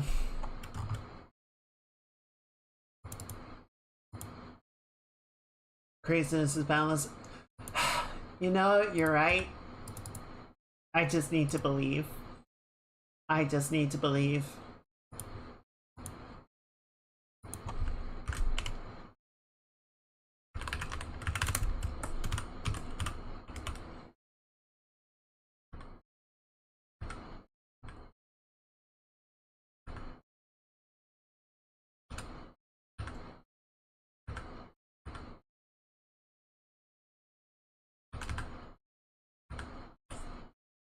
Okay, that looks pretty good. Where else is this metal? Hmm.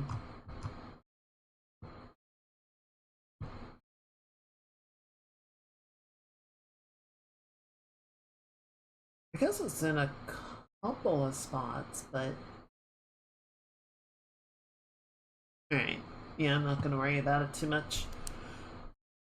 Just put this on the bell right there.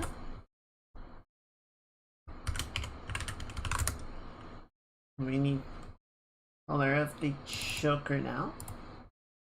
It's gonna be like that. I'm gonna clown color it again just because it's very similar to the skin tone otherwise.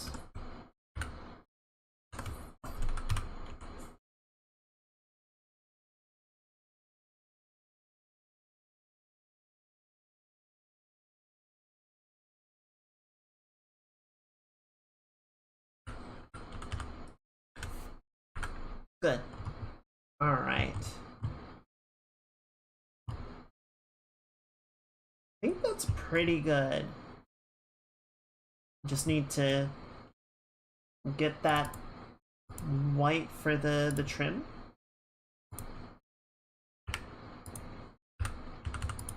Properly lay in the color now.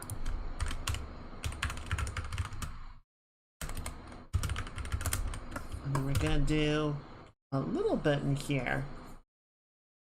Go ahead and block it in like that. We can set it behind the jacket so that it doesn't mess things up. And then drop it to like 40%, 50%. As a man.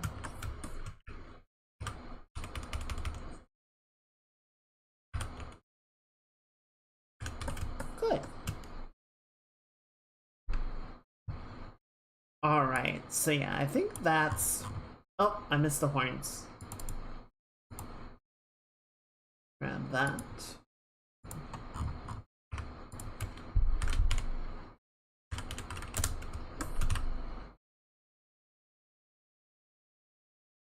Yeah, like I said, I'm not going to try and render out the pattern on Connor's outfit, just because it is complex enough. I'm going to have to redo it in the paint over anyway.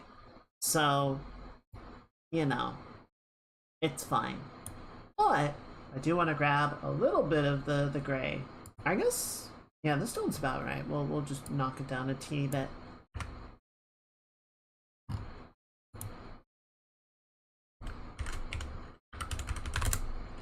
And just block it into a couple of places. Both to help reinforce the design a little bit.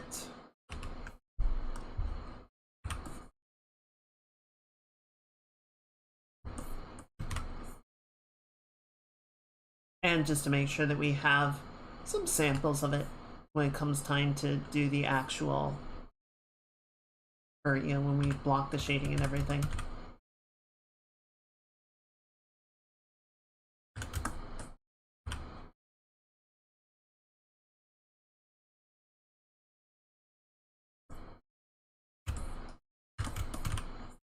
And sort of rough it in like that. Okay, yeah, so the face is more like belly level.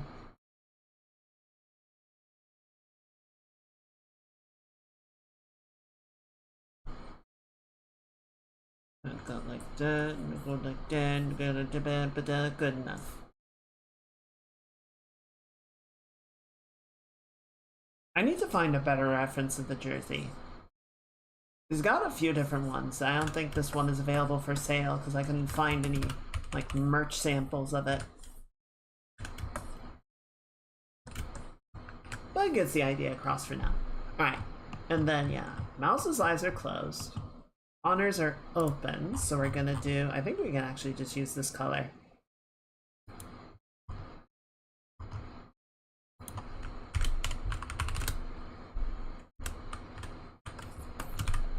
And then luckily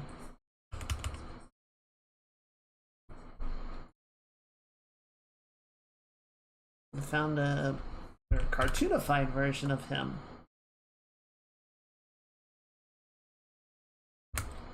It is gives me a good like reference of his eye color.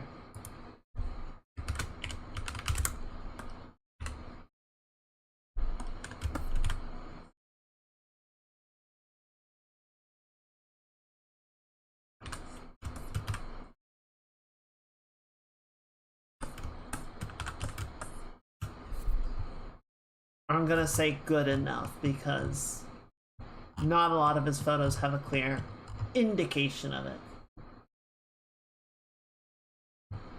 But I think they're green.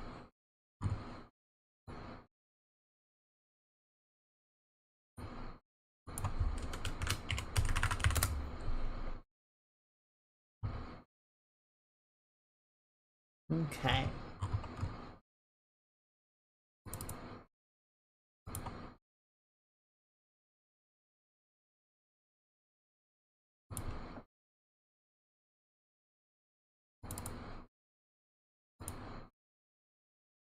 Just gonna get this sort of warm gray for the shadow tone.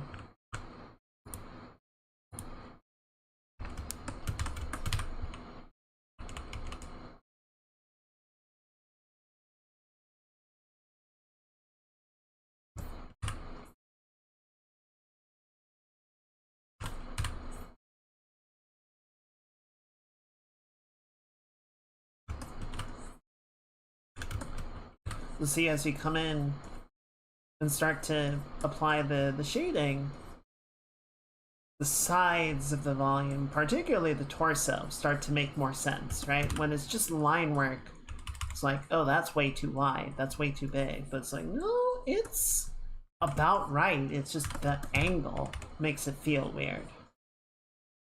Same thing for like the sides of the face. I forgot to get the mouth colors. Shit. Let me block this in a little bit more and then we'll come back and do that.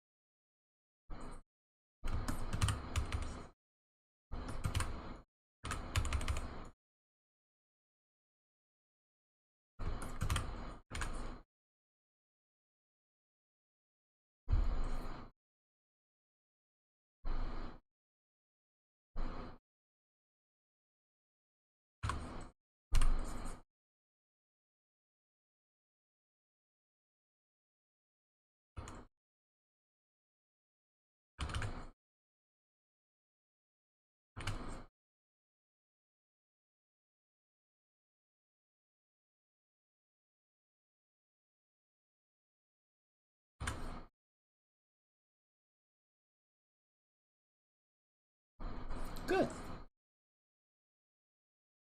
Good. Knock this in a little bit more. Like that. We can put a little bit of shadow the bottom and underneath the bangs. You can sort of tone in the underside right here. And go like that. Get down in there. Underside of the horn. Just sort of make sure we have a sample of all the colors we're gonna need, right? A little bit of defining the volumes, but I'm not overly committed to anything at the moment.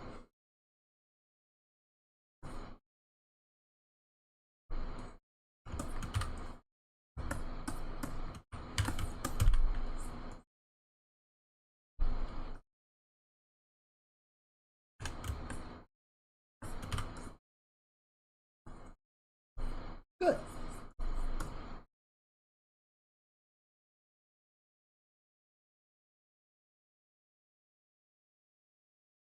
Good. Alright, I like that. I think that works pretty well.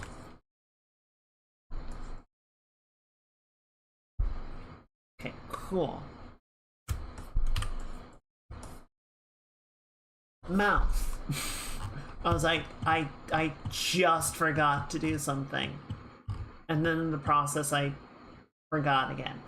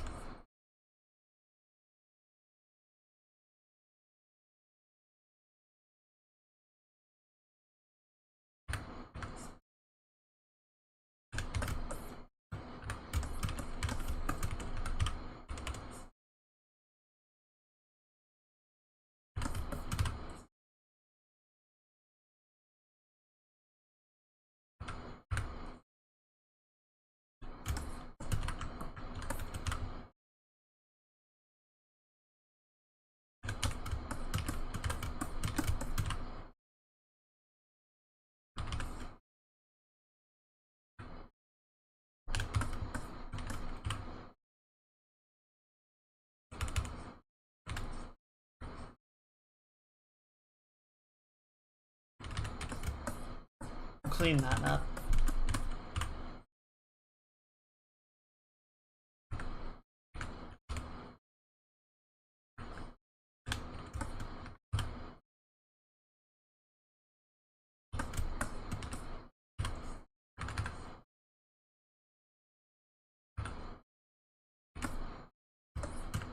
Good. All right.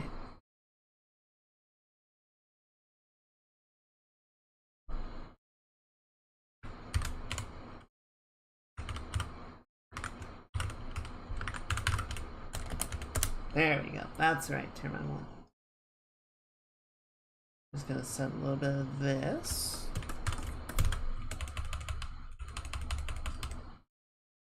Right now they're looking a little plasticky, right? They got no life in them.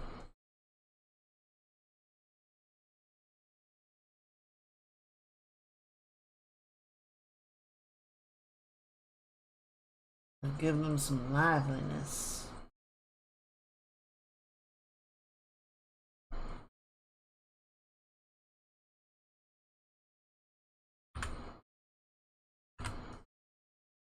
Soften it up a bit. A little bit across the knuckles there as well, right? The meat of the hand. Across the knees.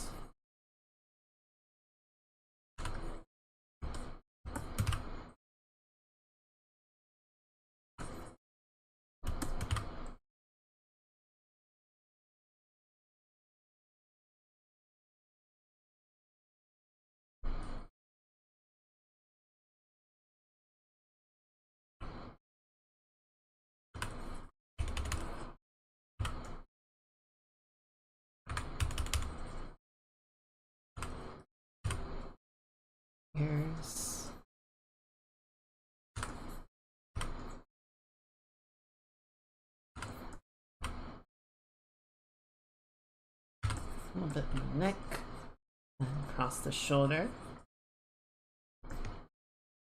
Good.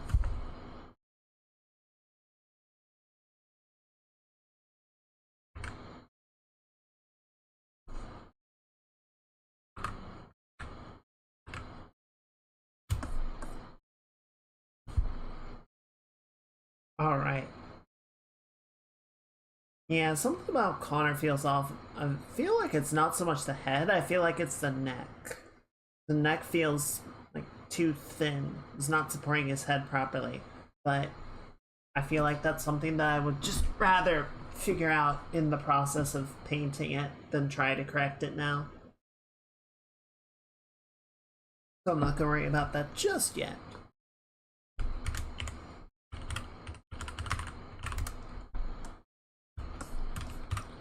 But we can come in and do our nice subsurface pass, right? Help give those shaded areas a bit of liveliness as well.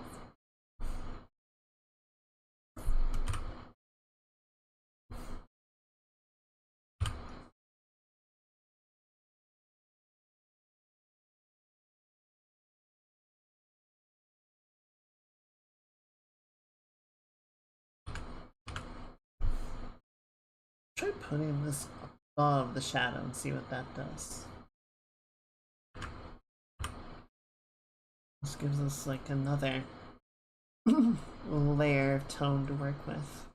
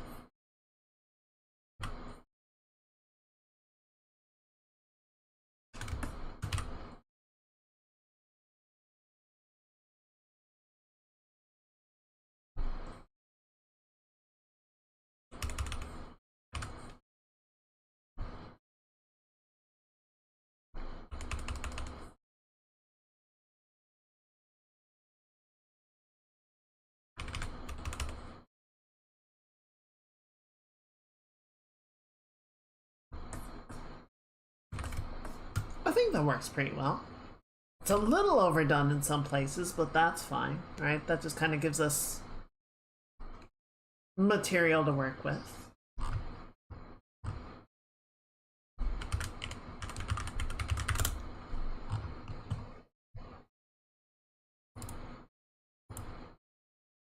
Alright, then we're gonna get this kind of yellowy orange light. Serve as our highlight tone. Doesn't really affect the darks of his outfit that much, but I guess that makes sense.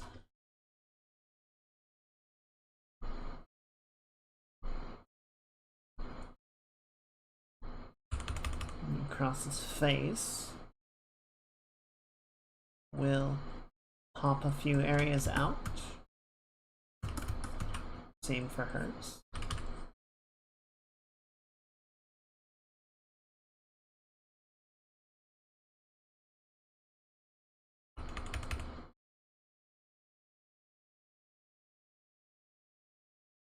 Across the hair.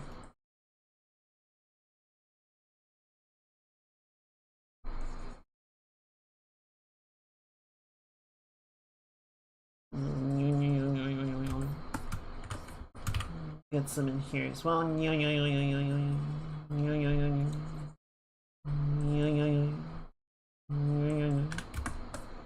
Good. Put it right in there.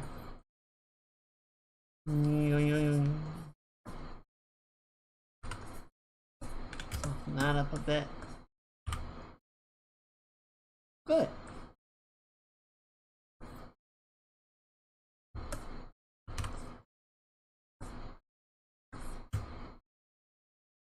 Okay.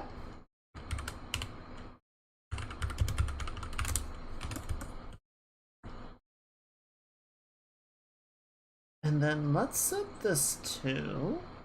Try color dodge and see what that does for us. Yeah, I think off the cuff it's too strong, but it might play. It might get to play nicely.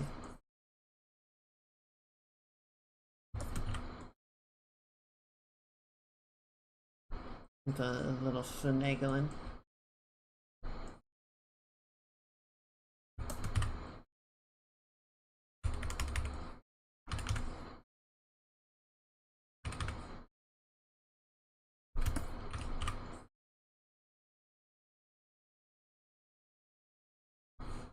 Okay, yeah, that's not quite working the way that I wanted to. Here, let's try this.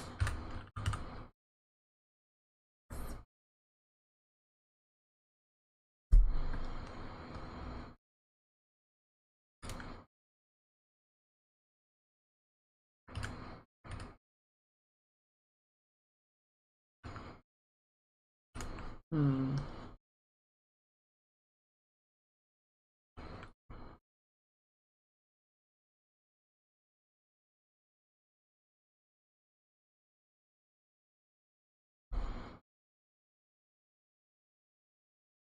Hmm.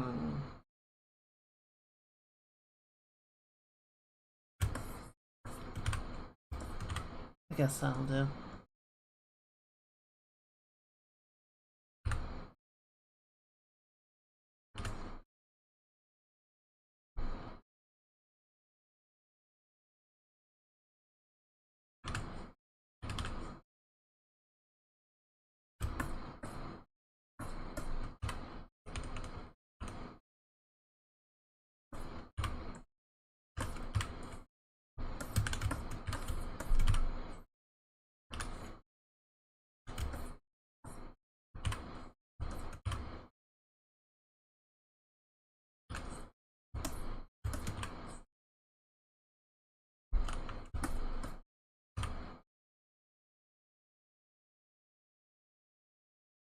Yeah, you know what? I think that will play. I think that'll be fine. I think that'll be fine. Once we sort of get everything playing together nicely. Okay, good.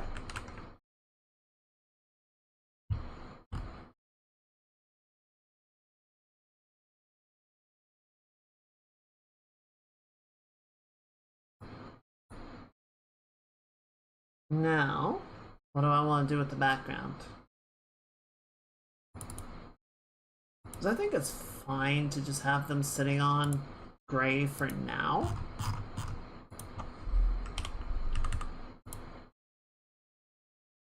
But definitely at some point need to get in here and actually sort of block out the colors that I want.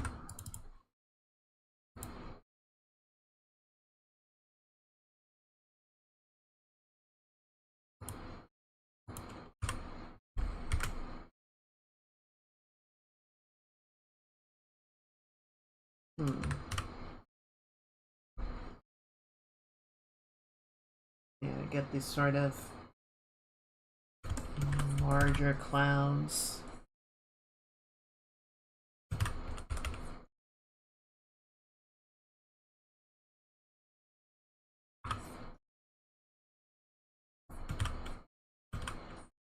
Sort of stratify like this.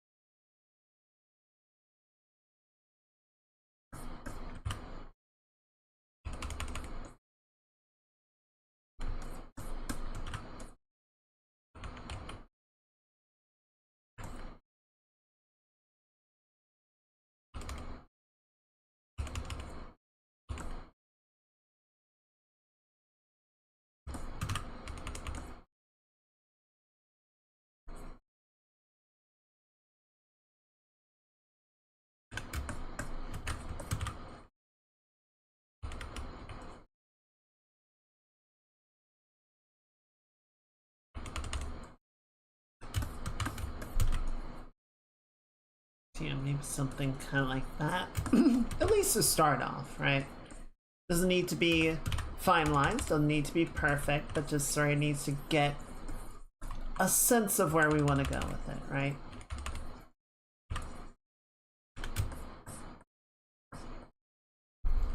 And then we're gonna grab this bright yellow, like so, and this sort of cooler off tone,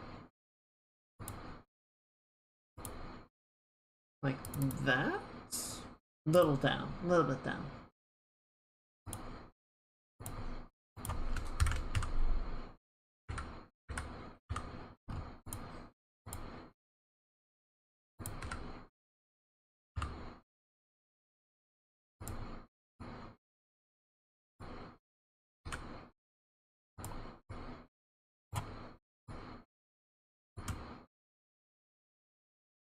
Yeah, I'll do it for now. It's not perfect. Not perfect, but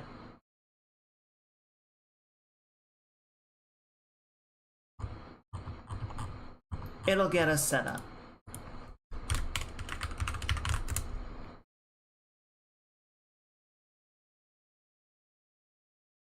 Okay. Let's go ahead and save that.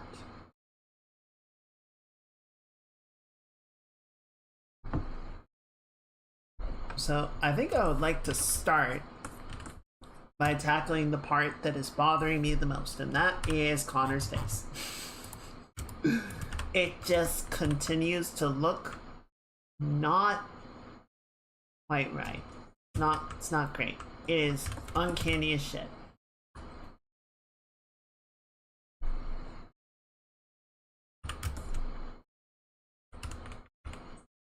So if we can start to figure out why that is, rectify it, I think I'll feel better about the direction that it's going overall.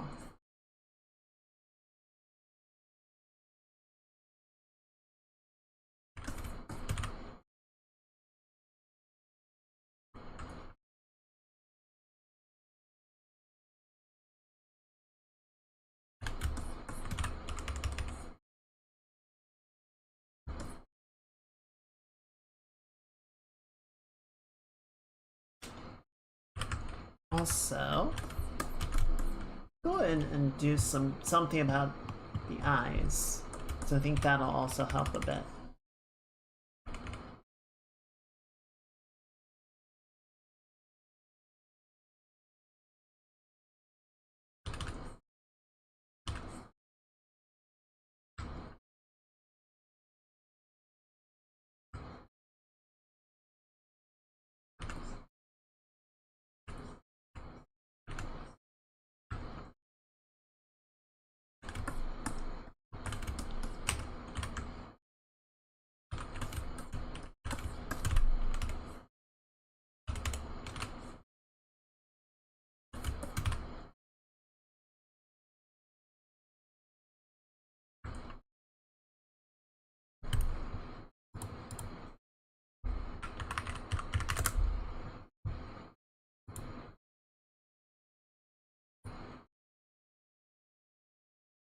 Yeah, so chill agreement, green eyes. I'm looking to see if there's any like hints of gold or anything in them, but none of the photos are like good enough quality to really tell.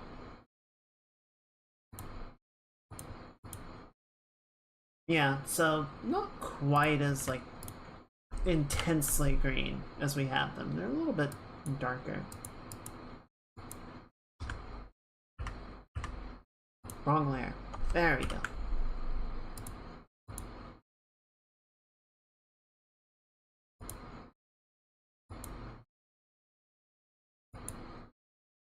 Maybe a hint more on the yellow side. Something like that.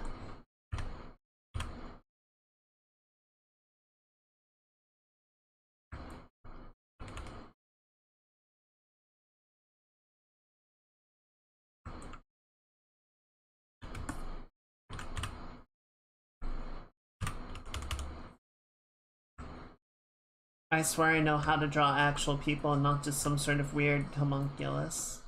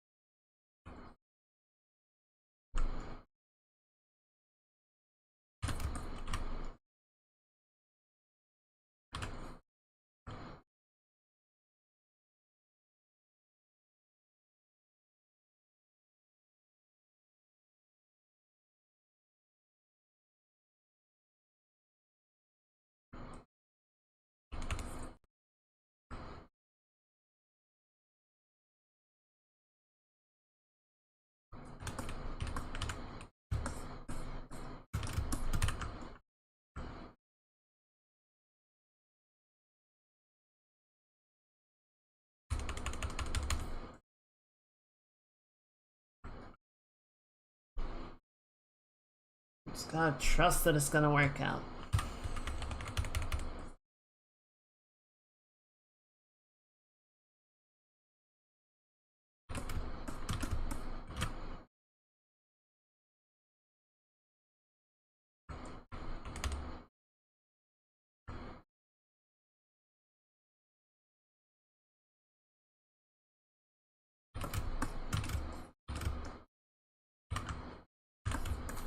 I do find eyes are very important. Not just in capturing the likeness, but in getting the right mood across. Like if the eyes feel off, I think almost more than anything else, it throws the entire appearance for a loop.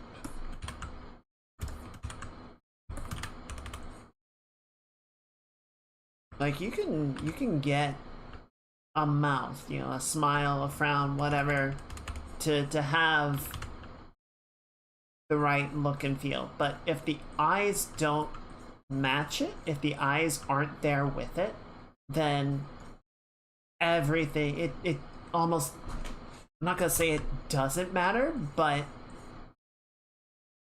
it's gonna get, you know, hamstrung by not having that.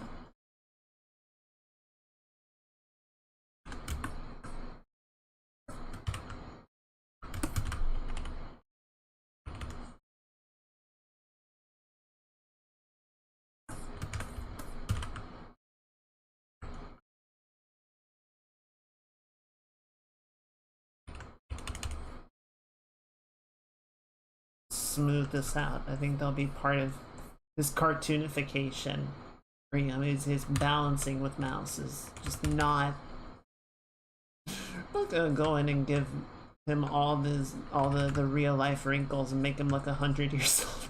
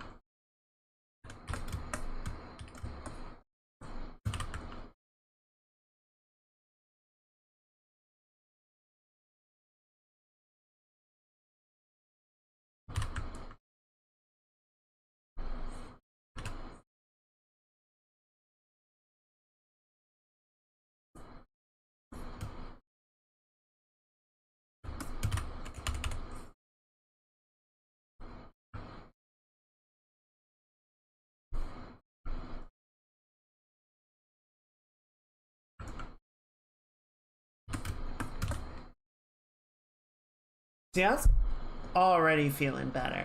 I think the face is too gaunt. The way that I sort of rendered in the cheekbones make him look very sunken, but I think it is going in the right direction. I think it is the right setup that we can use to sort of fill everything out.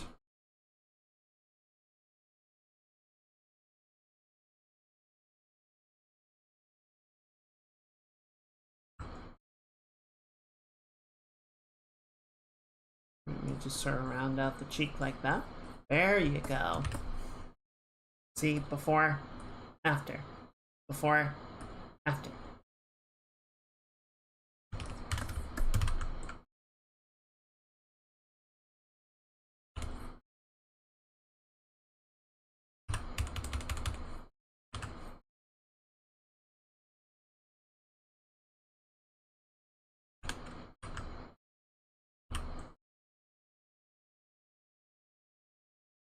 And then like here on the nose, like, okay, this is the shaded side of the nose, but we're not going to throw it into full shadow, right? That would be too extreme.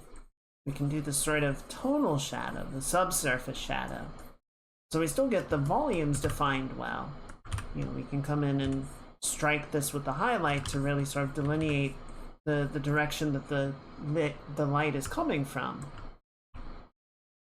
But we're not, you know, it's not stark, not deeply black and white.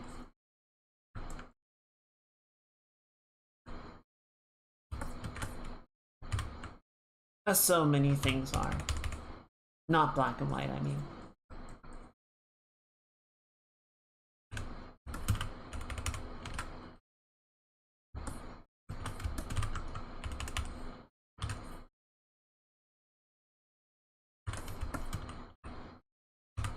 It is weird. As you guys see, I sort of lead with line work, right? That is how I learned, is how I trained. It's sort of where I start with most of my ideas, but at this point, I feel like I kind of get a better result. Like, I'm able to realize ideas better through illustrating, through painting. Even though I have a really hard time starting something that way. It's really hard for me to like throw down a blob of color and say, this is, you know, the foundations of our person or our object, whatever it may be. I feel like I have an easier time, you know, once we get to this stage, really sort of going back and being like, okay, well, this needs to go this way. This needs to have this shape or this feeling or whatever. I should not be getting into his facial hair right now. The facial hair is fine. As a man, he does not need more facial hair.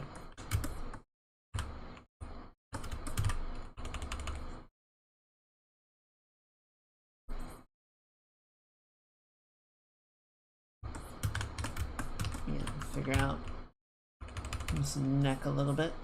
Can add a little bit of the rim lighting around the back end of it, right? Just give him that little bit of peach fuzz refraction.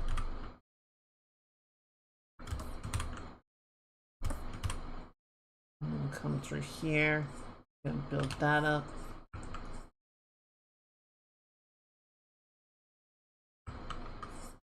Sort of blend this a bit better.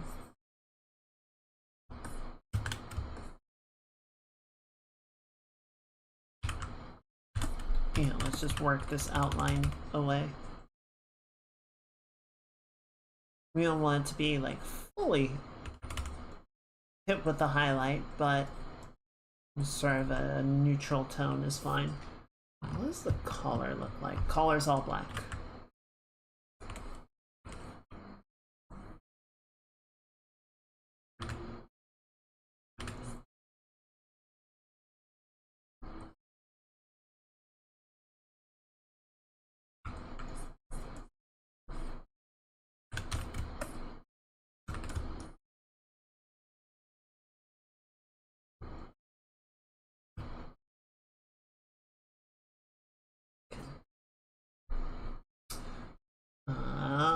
We're gonna do our first transplant to the piece.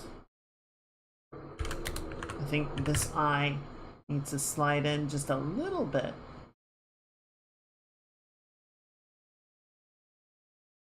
Yes. And then this one needs to scale up just a little bit.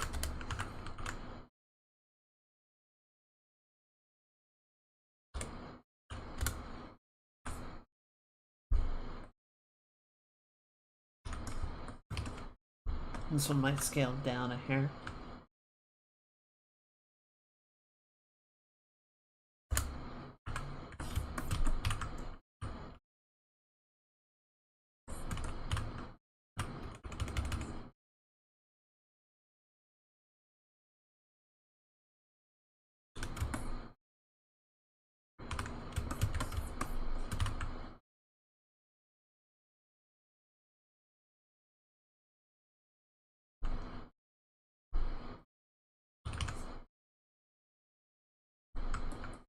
Good.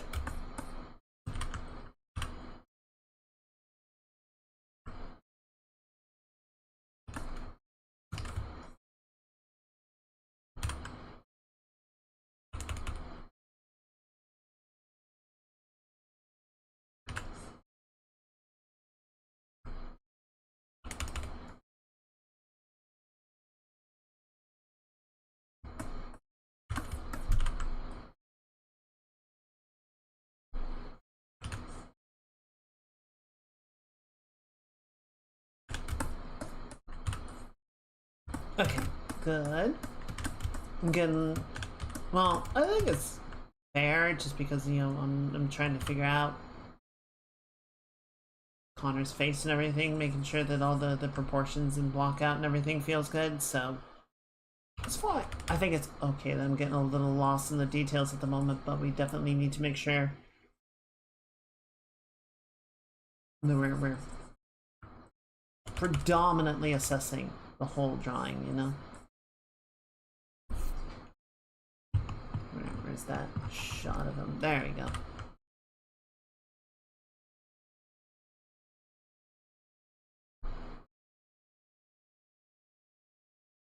Good.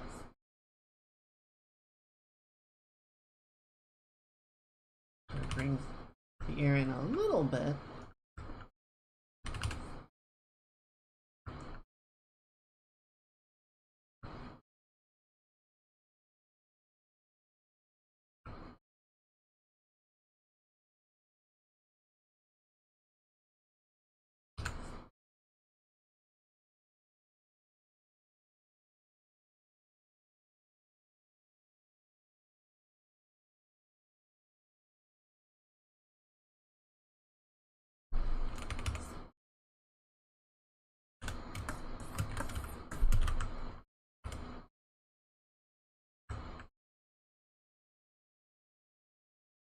Sort of shade that part down. Right, and this, the hair on the nape of his neck was getting too long. Yeah, that looks more like him. That's a better feel, I think.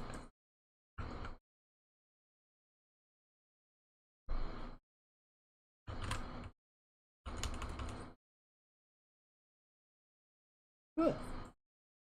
Good. Good.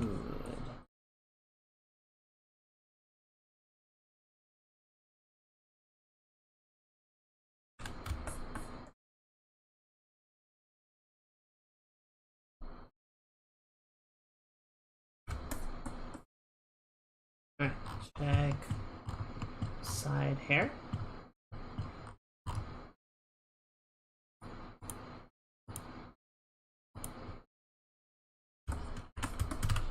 So it comes out like that and rolls down into the sideburn.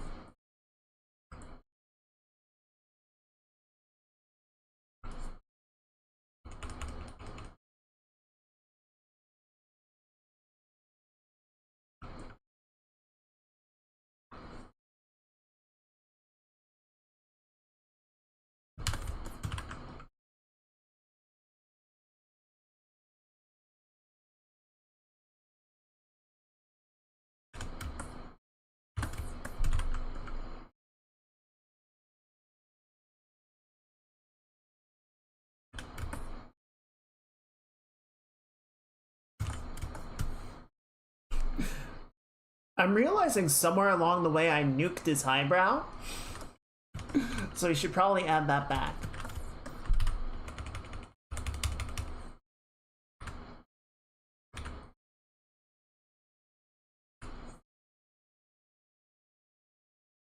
I realize not everyone does, and I'm apologize to anyone that I call out by saying this, but I feel like, at least when I draw them, people that when they don't have their eyebrows, it looks very strange.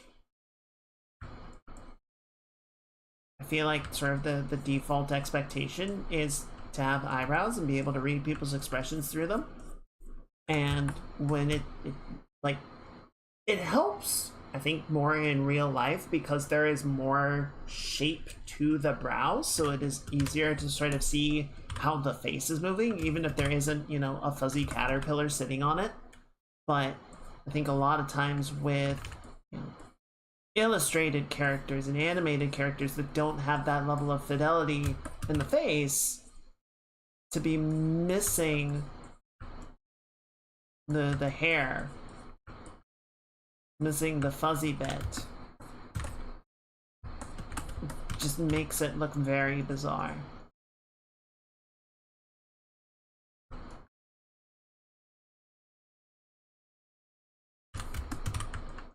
Alright, cool. Getting there. I'm still not 100% happy with it. I think if we sort of bring the back of Connor's jawline back a little bit, just to sort of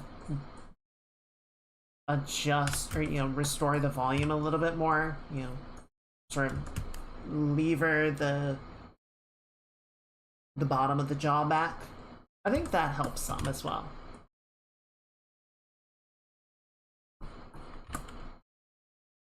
Great. Before, after, before, after. It's getting there. It's getting there. It's looking more like him. It's looking less like some Temu wax model.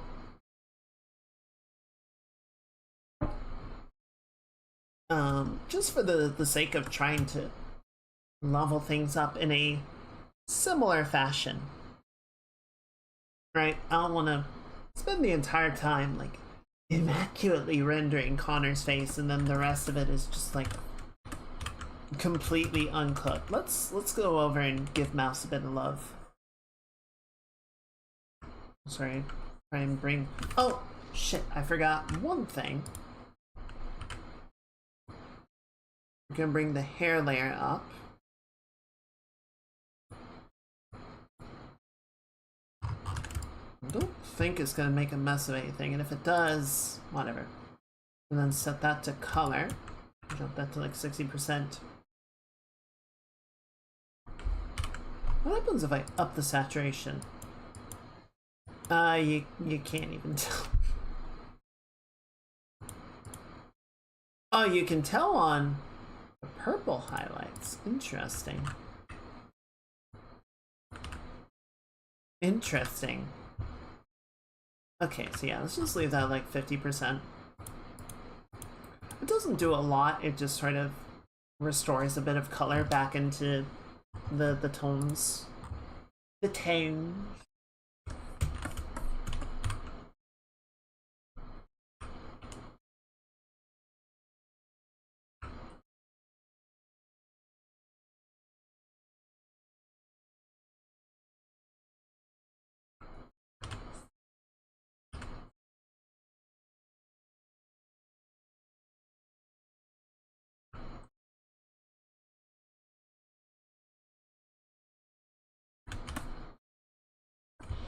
Good.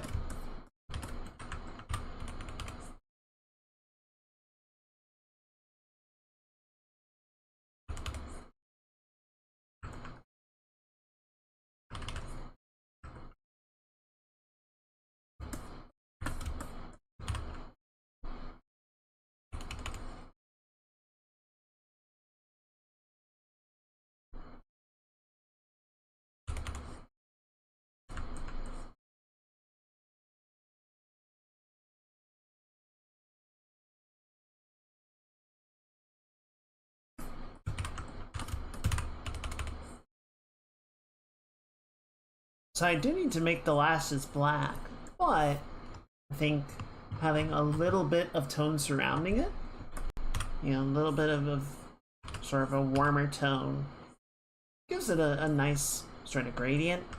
It gives it sort of a feeling of being more integrated, you know?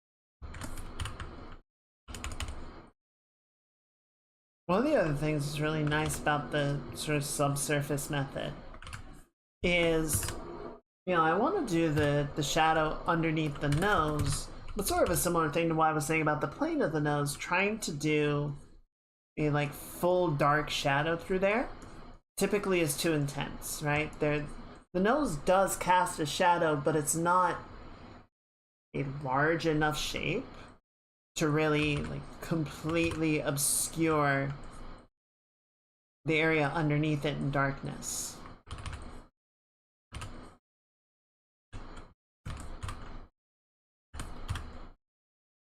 I'm using sort of a warmer subsurface tone with a more accurate level of intensity to the shading, you know?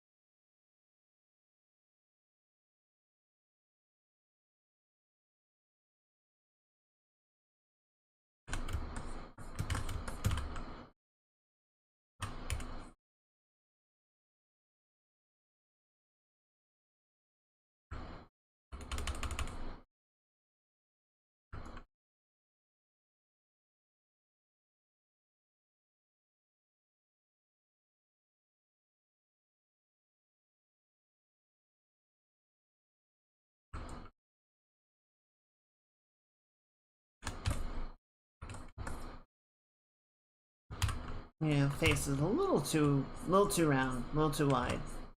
We're just gonna knock that in a little bit. Also, I think. I mean, yes, but it's also sort of revolve? Resolve. That's the word I'm looking for. Resolve the shape of the cheek, similar to what we did on Connor, right? Just sort of round it out.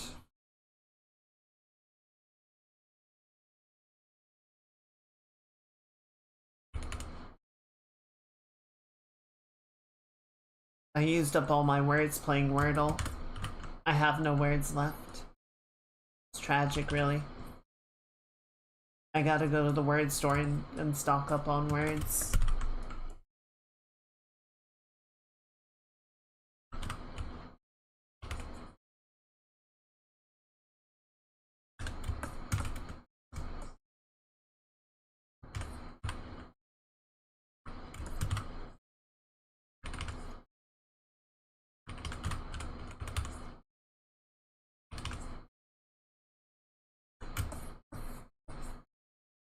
That's a bit better.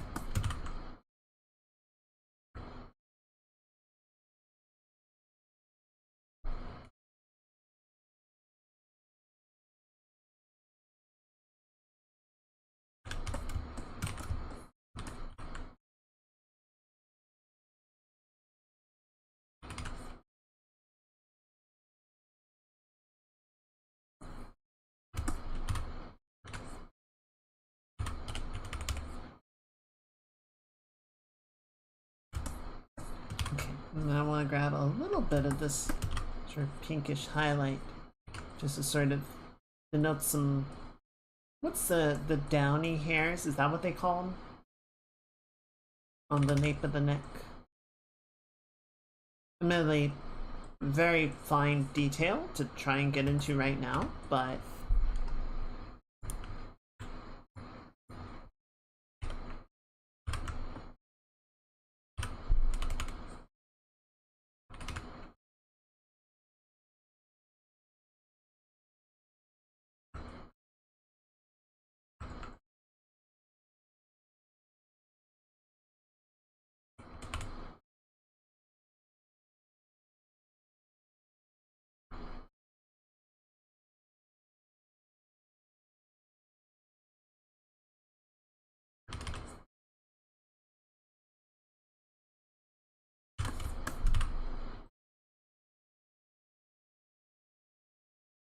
oh, okay, her hair goes down to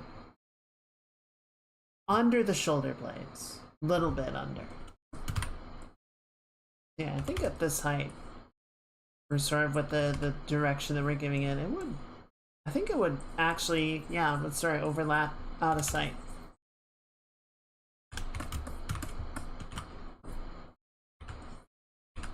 And sort of start to come back out here.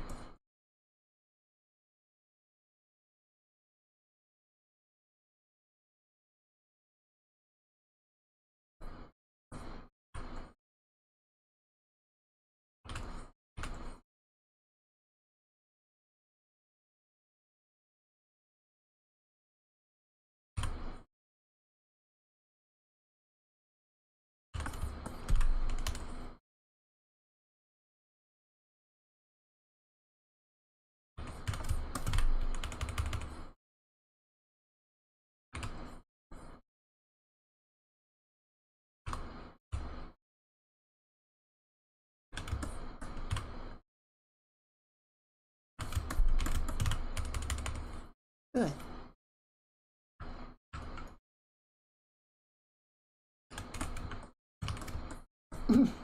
But yeah, I want to add a little bit of backlighting, essentially. So sort of like a richer pink that fills out back here as the light sort of filters through it.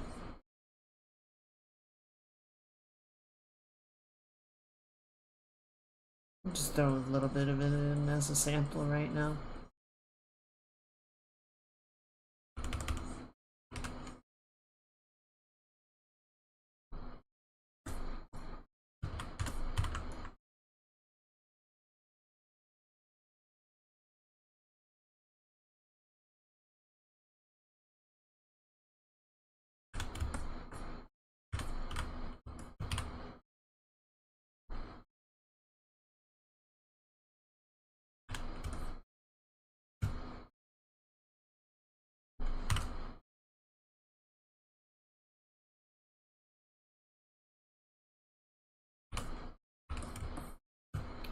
Okay.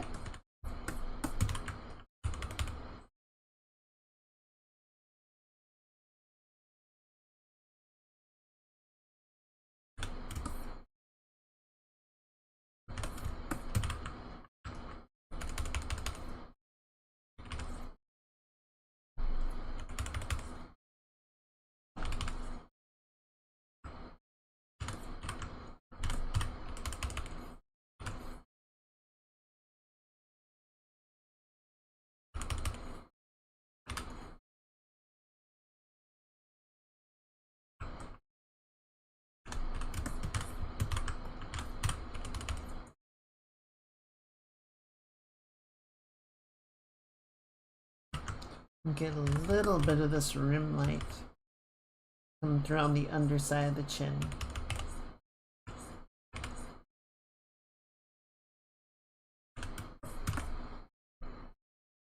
Good.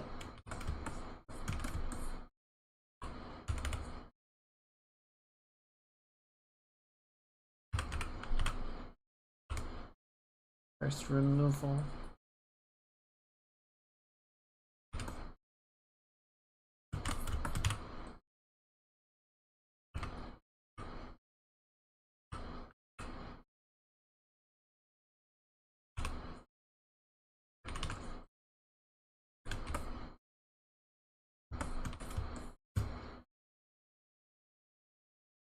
Okay, I see what's bothering me about the face. Similar problem as what happened with Connor's eyes. They're a little bit... It needs to sort of follow the shape of the face better.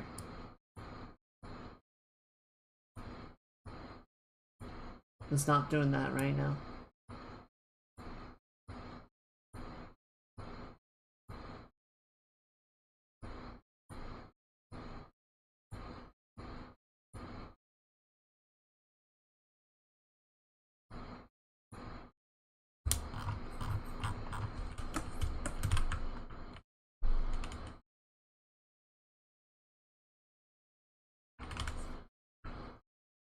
And so we're getting this weird sort of thing where it's like trying to wrap around the face, and it's blocking our ability to actually fill out these volumes the way that we want to.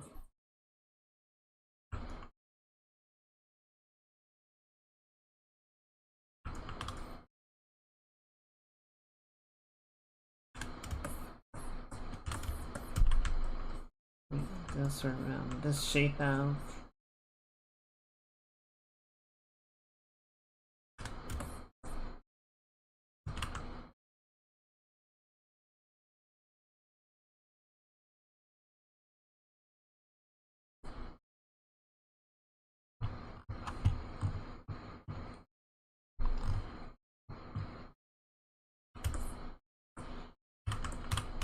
Maybe knock this side in a little bit.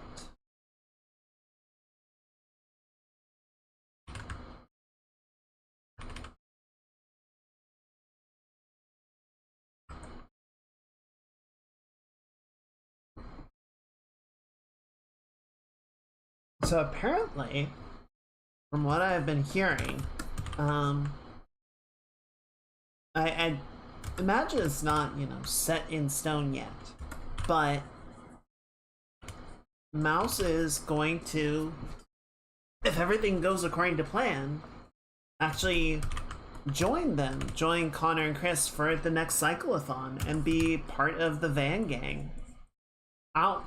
They were talking at one point about the possibility of her riding along for a little bit, but I think sort of the last thing I heard is that she would be riding in the van with them, or with the support team, which is honestly kind of incredible. You know, the whole reason for this is, like, the whole reason for the cyclothon and what sort of motivated Connor and Chris to do it is, I don't remember exactly what Mouse has, but it's an immune deficiency disorder. And, you know, she has talked about how, you know, she is effectively house ridden and has for a long time been effectively bedridden.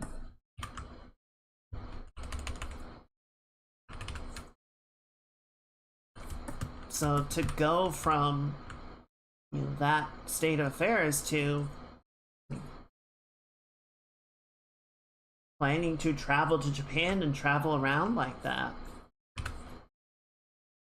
is really awesome, and I'm really happy for all of the progress that she's made. And I really hope she gets to go.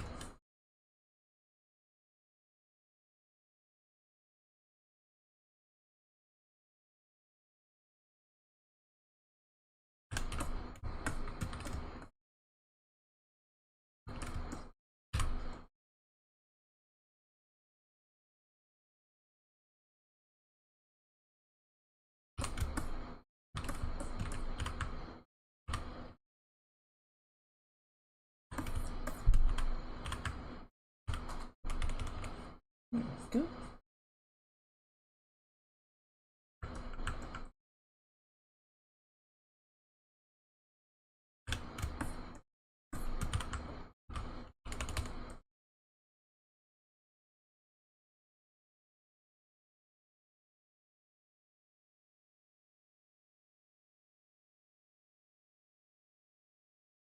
Need to do a more careful pass.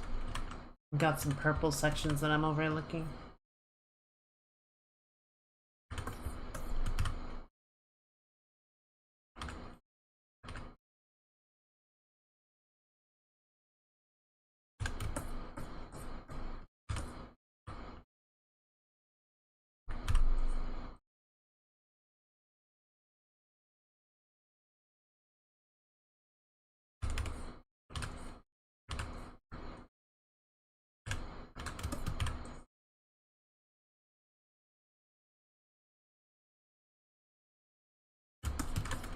I realize. Excuse me.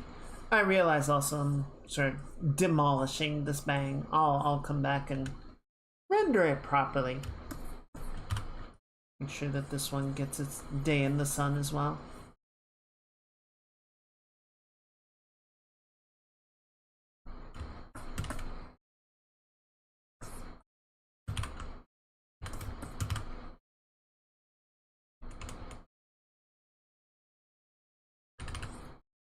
Yeah, Mouse's hair is gonna be a lot.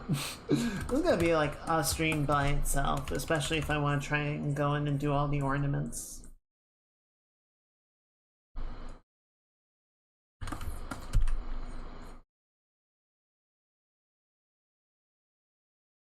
I'm probably not going to. I'll pick a couple. Or maybe I won't. Who knows? You'll just have to tune in and find out.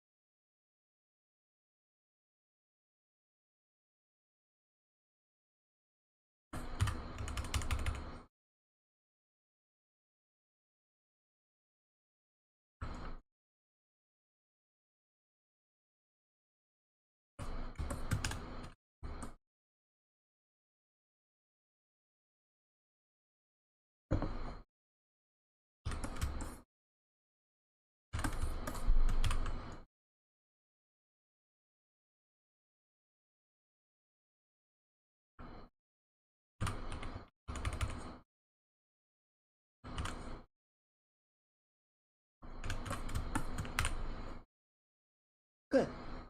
Alright. It's an okay start. It is an okay start.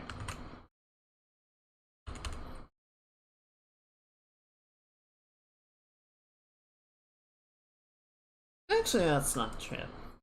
Considering we just started it tonight, I think we're off to a good start.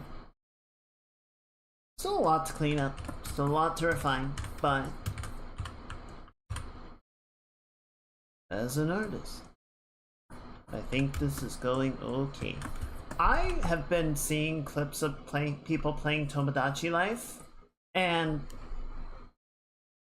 man, it feels like watching a fever dream reality show. It's like the wildest, not even the wildest, just like random drama bullshit happening.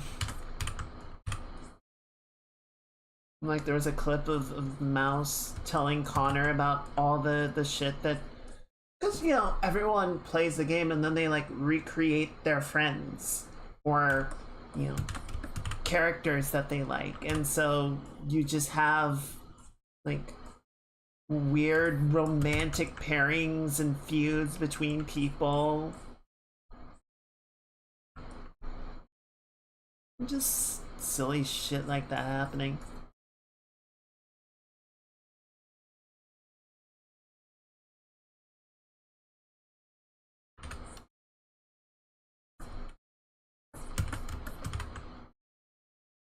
Fucking Chibidoki's mom getting hit on by Bowser.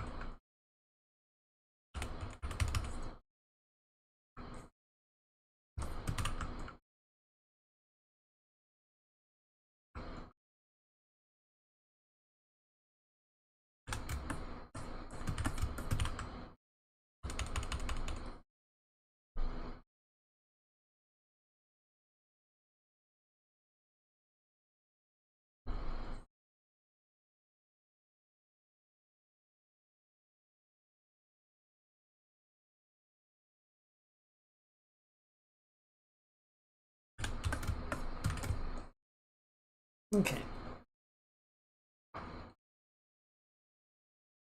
Let's do one more thing on Mouse's face right now, and then I kind of want to bounce around a little bit and hit some other areas.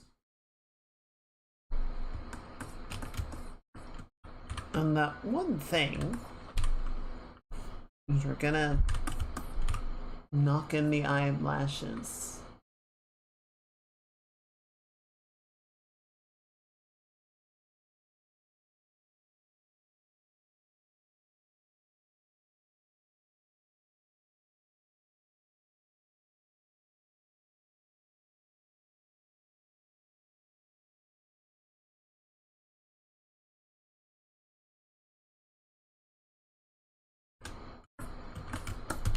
Good.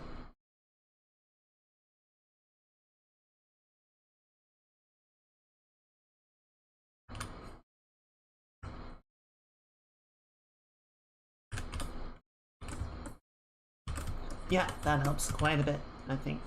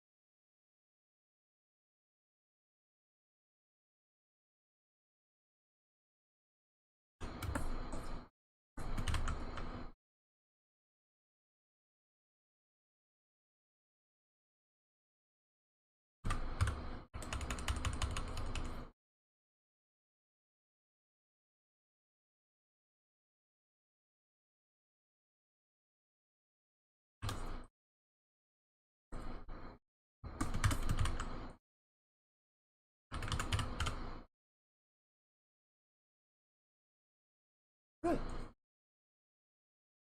Good, good, good.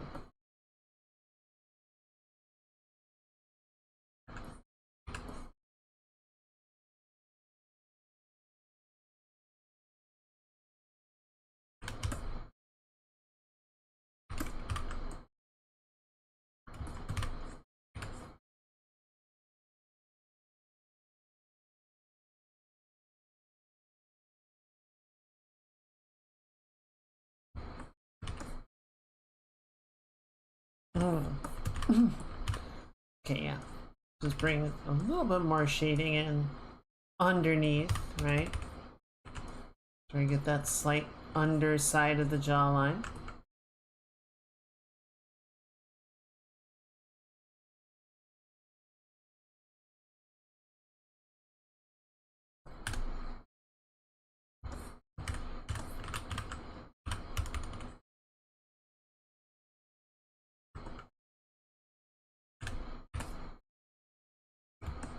Good.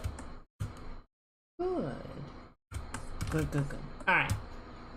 So yeah, I just want to take a little time to mess around, particularly with the jacket. Try and render this out a bit better.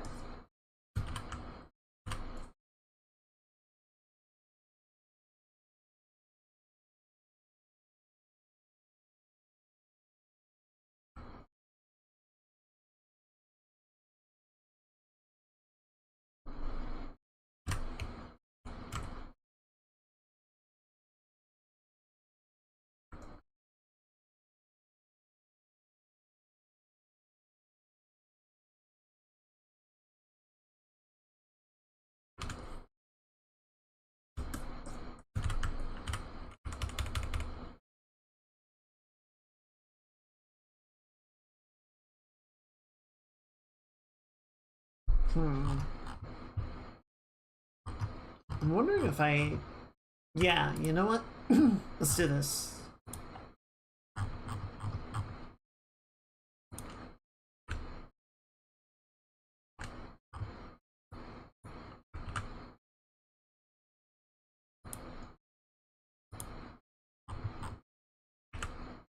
Just color grade the line work a little bit.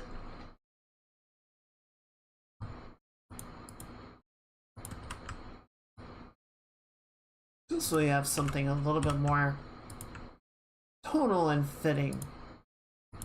I just feel like these occluded shadows are getting a little too brown. Doesn't really make sense for how the fabric would play, you know?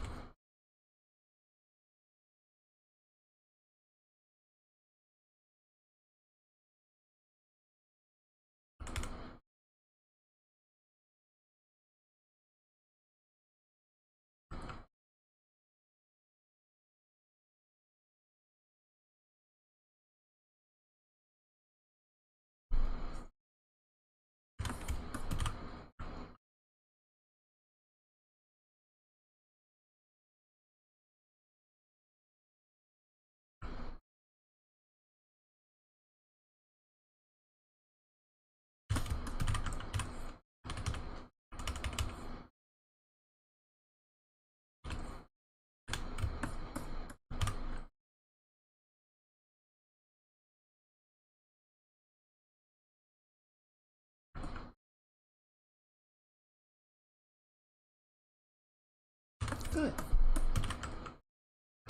So I have a bit of a cast shadow underneath him of the jacket, right? Something like that.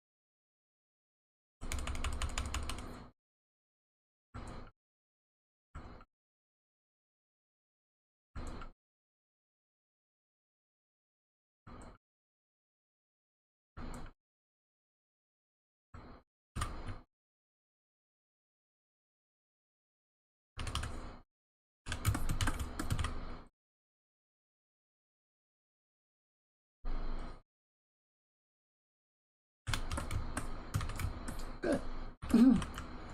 Good. Definitely getting there. And sort of go around and particularly on the rimlet side. I'm gonna sort of build this out, right?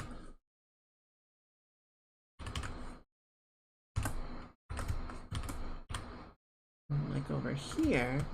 So it does have the stockings, right? So it's not gonna be just a normal skin tone, but we can adjust this a little bit. Or fill this out a little bit better.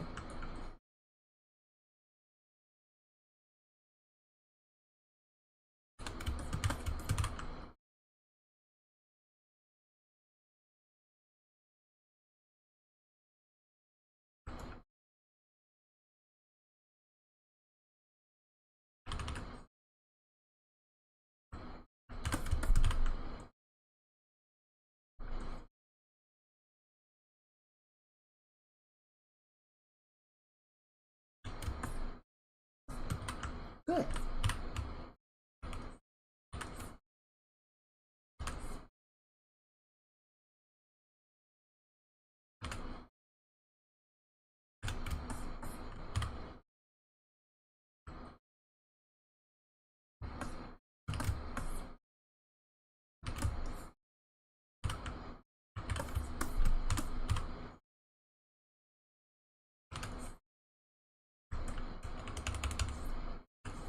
Let's build this out. Let's see.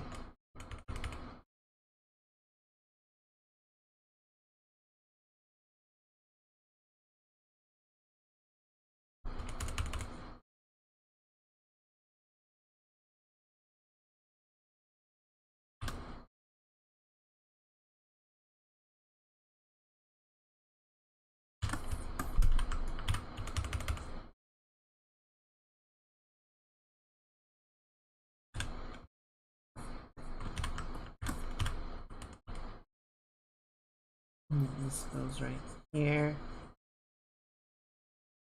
I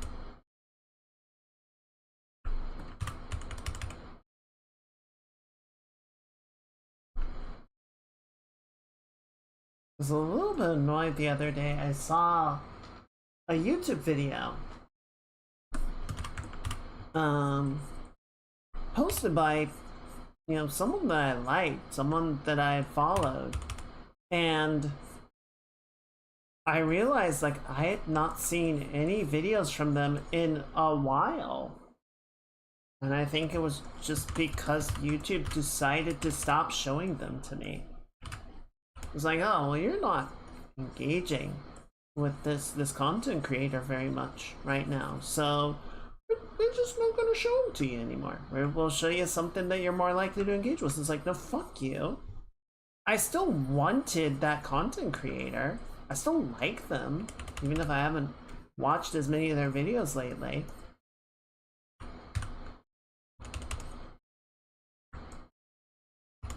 It's okay, we'll just shovel more slop at you instead. You want to see more slop videos, don't you? No. YouTube.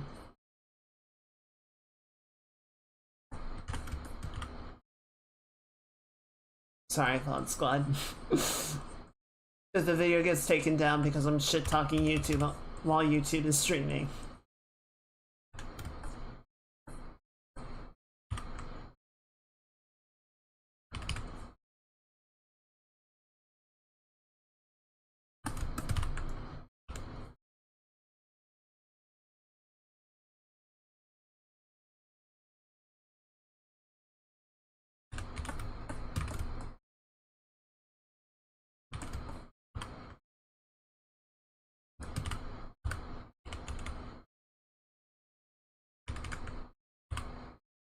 This is why some of the content, well, so many content creators it's actually like the regular spiel, or like, you know, don't just subscribe, you have to hit the notification thing, because otherwise YouTube will just kind of ignore it.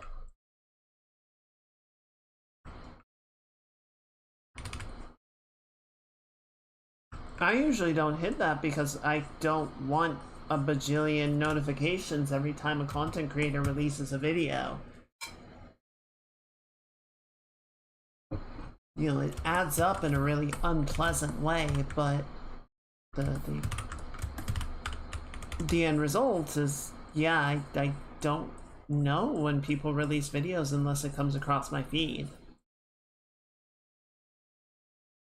It's like, which is worse?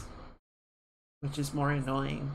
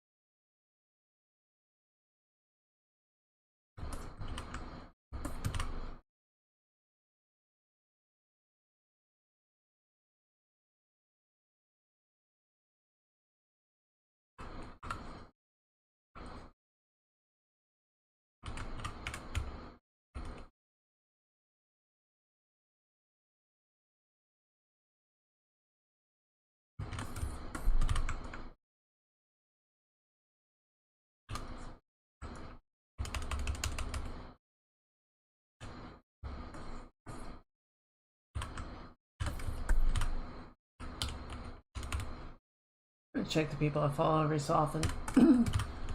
Yeah, I'm the same way. I don't want the notifications.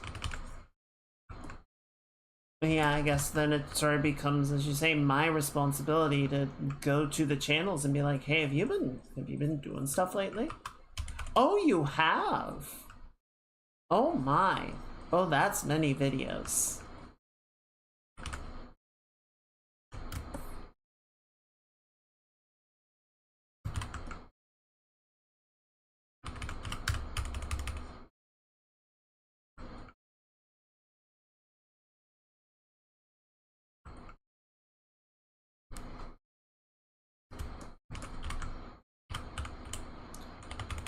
I imagine it must be hard for some content creators because some, they do like, not to sound like a particular ad, but they do long form research content that takes a while to develop. So they're not putting out videos every day, every other day, every week. If they're putting a video out like every few months, and by the algorithm's judgments, like, we haven't watched this channel in like 8 months, so you must not be interested anymore. It's like, yeah, because they haven't made a video in 8 months, because it takes them a long time to develop their videos. I'll watch it as soon as it comes out. It's just not ready yet. No, you're done with it. The channel's dead. Don't worry about it. Here's more cat videos. You like those, right? Like, well, technically, but don't get rid of the channel that I like. Don't pretend they don't exist.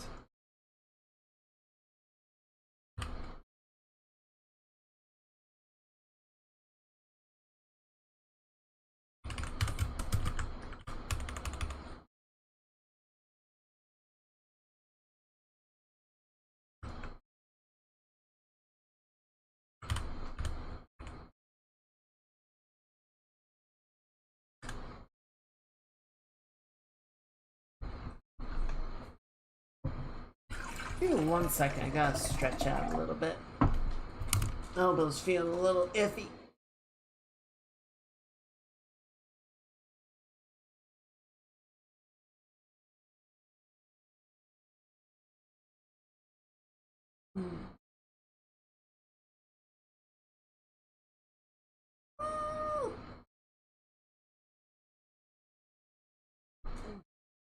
That's better.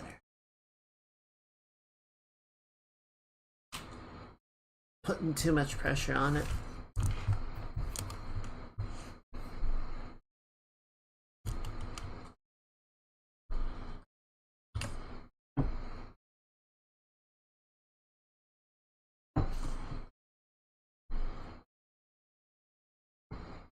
Go ahead and pour the last of this out.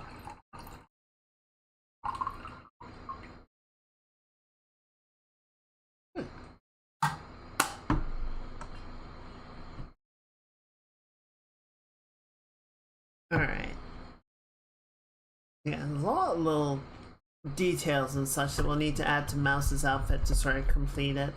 The stuff that I just sort of like put the basic form down, but didn't necessarily follow through on all of it. So we will do that.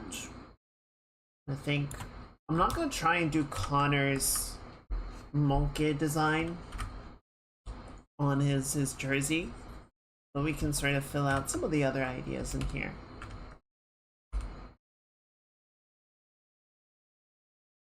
Start to clean up some shapes, clean up some detail. Yeah, I knew there were a couple of things. So Star Wars has had an absurd number of re-releases, right? With all the various edits and whatnot. And Empire Strikes Back, thankfully, does not have that many, right? It's kind of a don't mess with perfection situation. But, compared to Empire, or compared to A New Hope and Return of the Jedi, it is largely untouched, but not completely untouched. And so, before the movie night, I was trying to figure out, okay, which version should I be looking for? I found a Wikipedia page. Because of course there's a Wikipedia page that lists all of the edits made for all of the movies. And even the prequels have a few version edits, because Lucas just fucking can't help himself. And I was going through the list and seeing all the various edits and like, oh, you know, this version added this and then this version took it out. And I was, after a while, I was just like, okay, I'm just gonna get a version and we'll see what happens. We'll see what we get. We'll just have to hope that it's good because this is insane.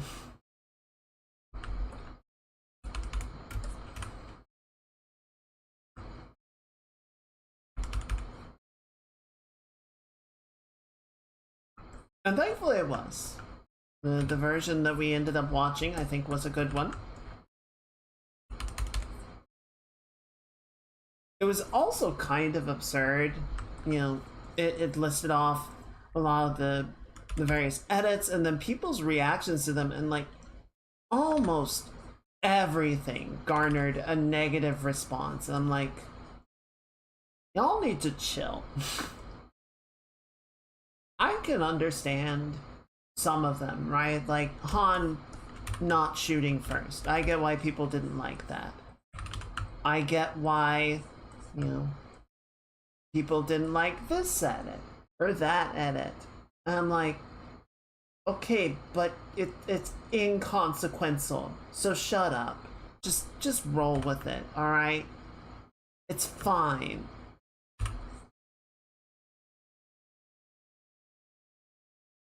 There was one I actually like in Return of the Jedi, you know, there's the scene with the dancer that you know, tries to like pull on Jabba's chain and, you know, free herself, and then Jabba yeets her down the pit and she gets eaten by the Rancor. That wasn't it. I guess it was technically in the original movie, but like she tries to free herself, gets yeeted down the pit, and you never, like, she just goes down the pit and then you hear the scream. And that's it. And then a later edit included a shot of her at the bottom of the pit and the door starts to open. And then it cuts back to the top where you hear the scream of gore. It's like, yeah, the original version is fine, but I think the way that they included that, like, it doesn't give anything away about the Rancor. It just sort of like, it sets it up with a little more detail. I'm like, it's fine. There's nothing wrong with that. It looks fine. It's good. But I don't know. People gotta be upset about everything. About every little change, every little detail.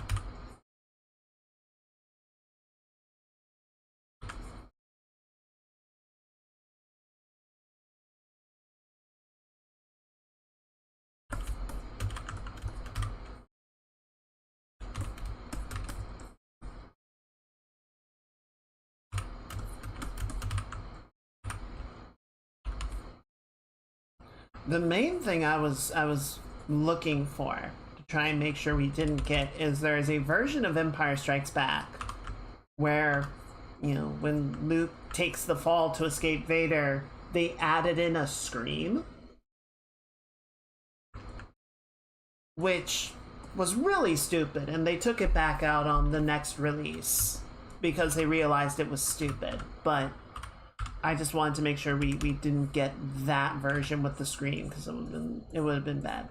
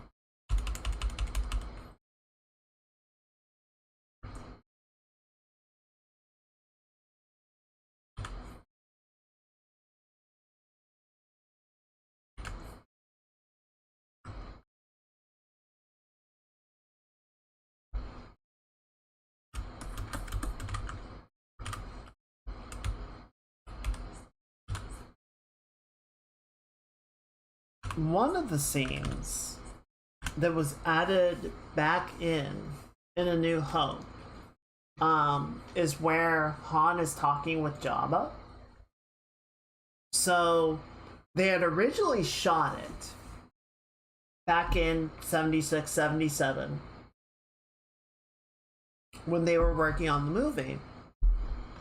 But, you know, because of technological and budget constraints, they couldn't do giant slug Jabba like they really wanted to do. And the version of Jabba that they had at the time, I don't remember the name of the actor, but he did the Jabba scene, might have been in one or two other shots, left, and then came back later to play Porkins, the X-Wing pilot, for the Death Star sequence. So it was Porkins' actor in, like, it wasn't even trying to do the slug, it was just like a guy in an outfit. So, you know, they ended up cutting the shot because it wasn't the look that they wanted for Jabba. It gave away the appearance of the Millennium Falcon before, you know, the big reveal that we would ultimately get, you know, where Luke says, "What a piece of junk." And, you know, it ended up sort of saving Jabba's reveal until Return of the Jedi. So, all in all, I think it was a good choice to edit it out. But then they added it for the special edition in the 90s. And the thing to me that is interesting about that is I think it is actually okay to add it at that point. And it's kind of a weird thing, but it's like how everyone already knows that Vader is Luke's father, right? Like, before you even see Star Wars, it's just like it is known, right? And you know what the Millennium Falcon looks like. You know Jabba the Hutt. So it's like the big reveal is kind of already given away. And so like it doesn't matter as much. And so you kind of get to go back and see the scene. It's like it did happen. You just didn't see it on the first time around. And so it just kind of comes across as, to me, it comes across as a fun extra without sort of intruding on the storytelling, because I already know the storytelling. But it is interesting this, like, no, this was better left out the first time around. But I like that it is there now, if that makes sense. Or at the very least, it doesn't bother me that it is there now.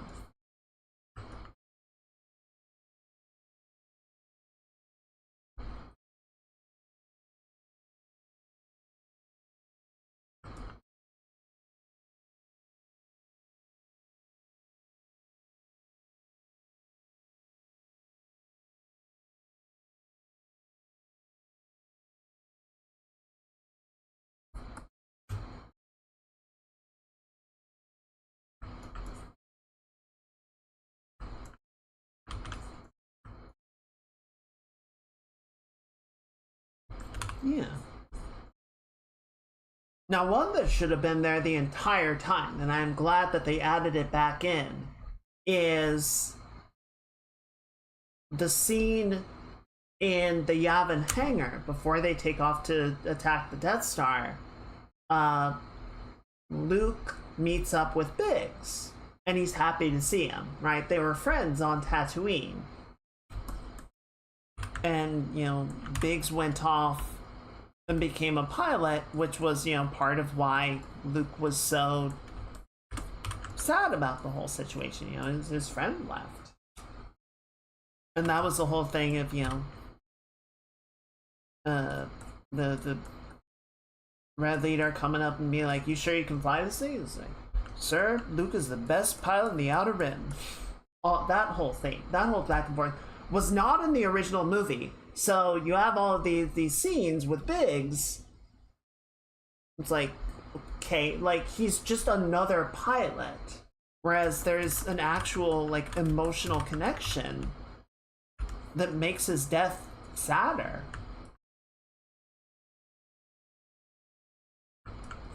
And then there's a scene that never made it into the movie. I saw it on YouTube. I'll see if I can find it again.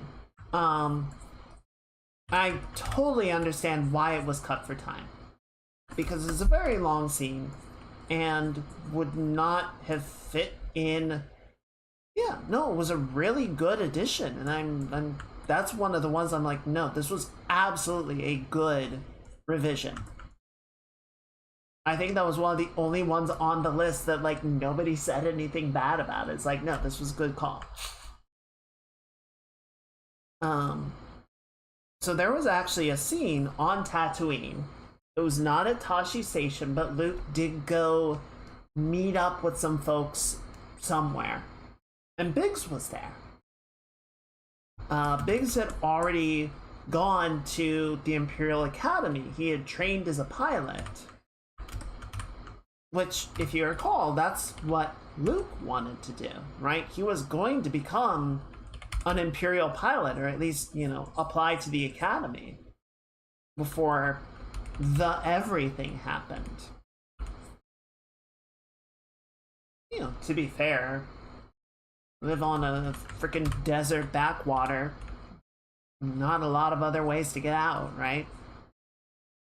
Join the Empire. Become part of something greater. Anyway. So, you know, happy to see Biggs. They sort of strike up a conversation. And, you know, Biggs sort of pulls him off to a side and says, you know, I need you to keep this really quiet, but me and a couple of the other guys, you know, at the next way station, we're jumping off. Like, we're defecting. We're gonna go join the rebellion.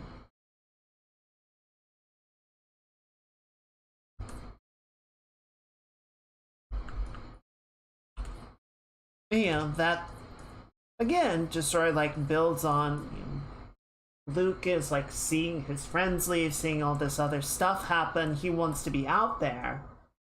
And then he just gets stuck having to go home and live his boring farm life. So it was again a really cool scene 40 something years later, having, you know, built up all of this lore and canon, and, you know, seeing the sort of greater weavings of the Star Wars universe, to go back and have this little extra tidbit is super duper cool. But if it were 1977 and I'm watching A New Hope for the first time, it would have been a really awkward, really slow scene that didn't fit really anywhere in the sequence of events. And like, while this conversation is happening at the same time as the opening crawl, where the Vader's Star Destroyer is chasing the Tantive 4. Like, it ends with Luke, like, seeing it in orbit through his binoculars, because apparently he has really fucking good binoculars. Okay, I say that, but to be fair, you can spot the ISS with a pair of binoculars. And a Star Destroyer is 1.6 kilometers long. So yes, with a good pair of lenses, you can spot a Star Destroyer in orbit.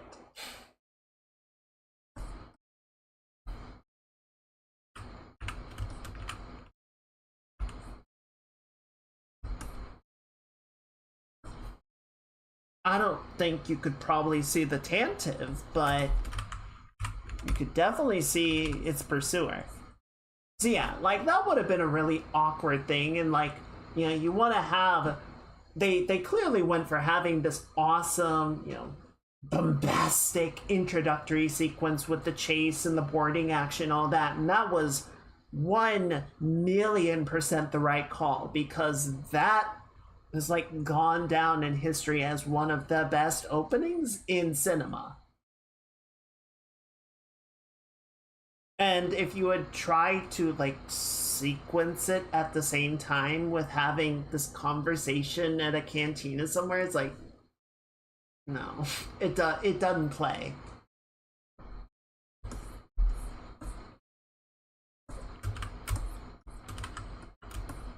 But I like that, you know, some rough cut of the scene still exists, so that, you know, we can understand and enjoy it now. You know, as a neat little addition, a side story. Fitting well in a novel. A novel could work, yes.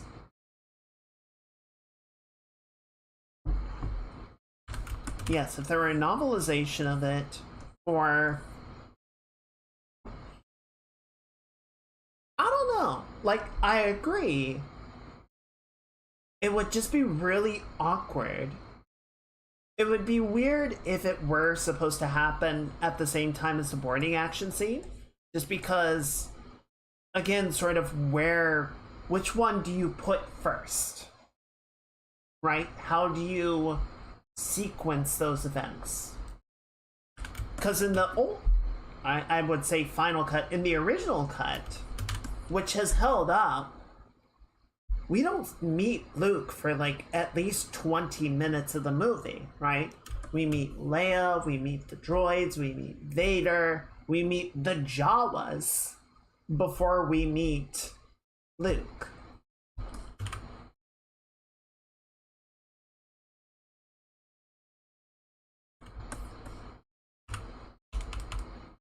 So, like, would you put that early on just to establish Luke as a character and sort of, you know, illustrate some of his motivations and his angst, his teenage angst of wanting to be a pilot and, you know, see adventure, see the galaxy? Or would you still try and pace it the same way? I mean, Tolkien spent I don't know how long in the Shire of like, we're gonna have a birthday party and people are gonna farm and chat about stuff, and it's just gonna be a foppish, wonderful time. Until, but you know, he took his sweet time building up that whole sequence of events. I'm not saying that Tolkien shouldn't, but you know, clearly very different approaches to like sequence of events and building of action.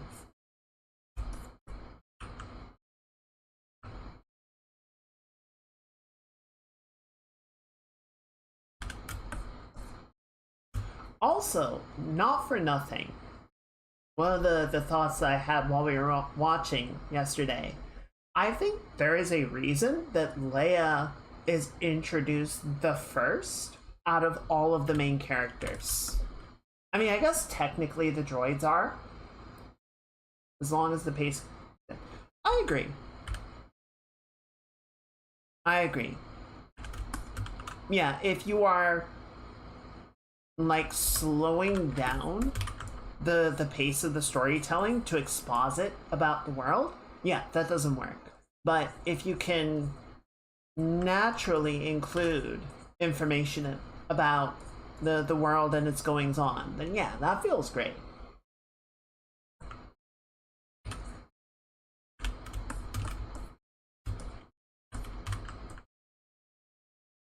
What I was saying about Leia, like, again, one of those things of it is so wonderful to have decades of additional content, even the not as good content. Like, Leia has been a rebel since she was like 8, to some degree or another, right? By the Battle of Scarif, she is a seasoned rebel operative who has been shot, right? Like, she knows the ins and out of this game. There is a reason that she is unimpressed by Luke and Han's rescue attempt, because she's actually seen and done better. And like, there is a reason. The briefing before the Battle of Hoth, all of these pilots are standing around and they just listen to her, right? They all tower over her. She commands the entire fucking room.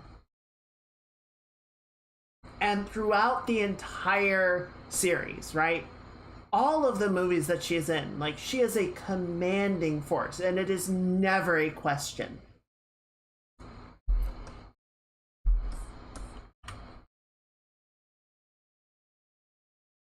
I don't know why they keep calling her princess. She's a queen. She's great. She is I don't know, like, Luke gets all of the credit as being, the protagonist, the hero of the original trilogy. Leia's doing so much of the fucking legwork.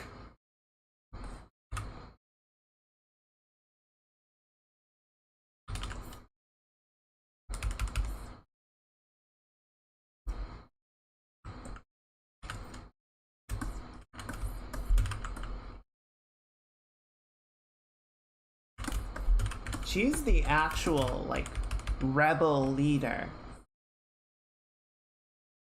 Luke shows up and waves his lightsaber around a little bit, and everyone's like, "Yippee! Jedi!"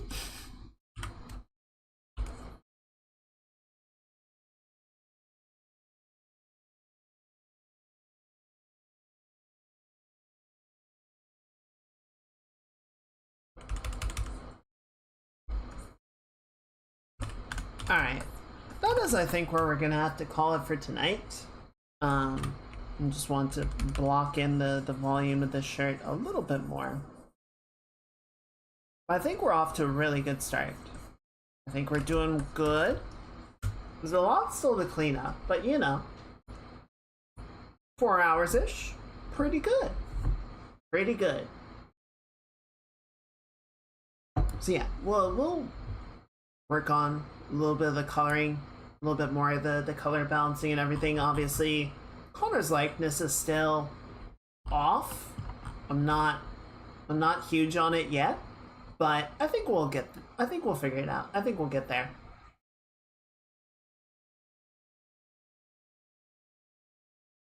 Okay, one more thing.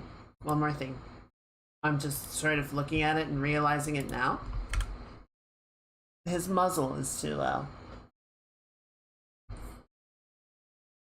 For the angle that we are working with, it needs to be higher up.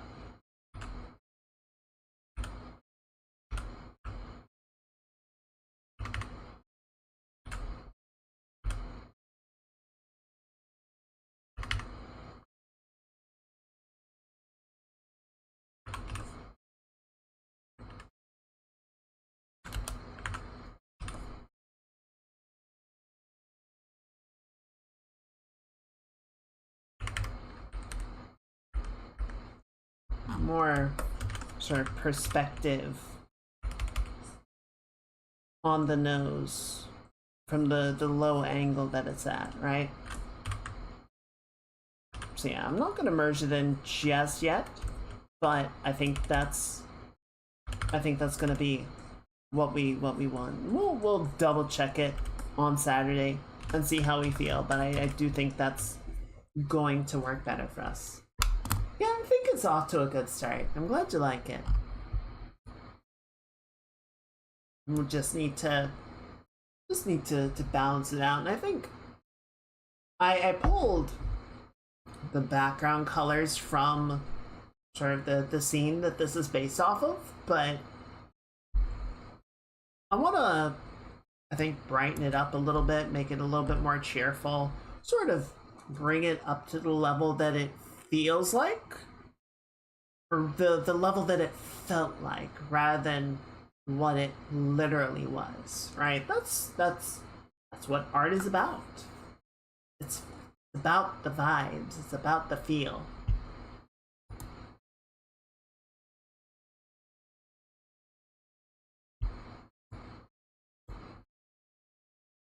Yeah. Well, and that's part of why we do the canvas flip, to sort of reset the perception and be like, oh yeah, that is totally off. That looks weird.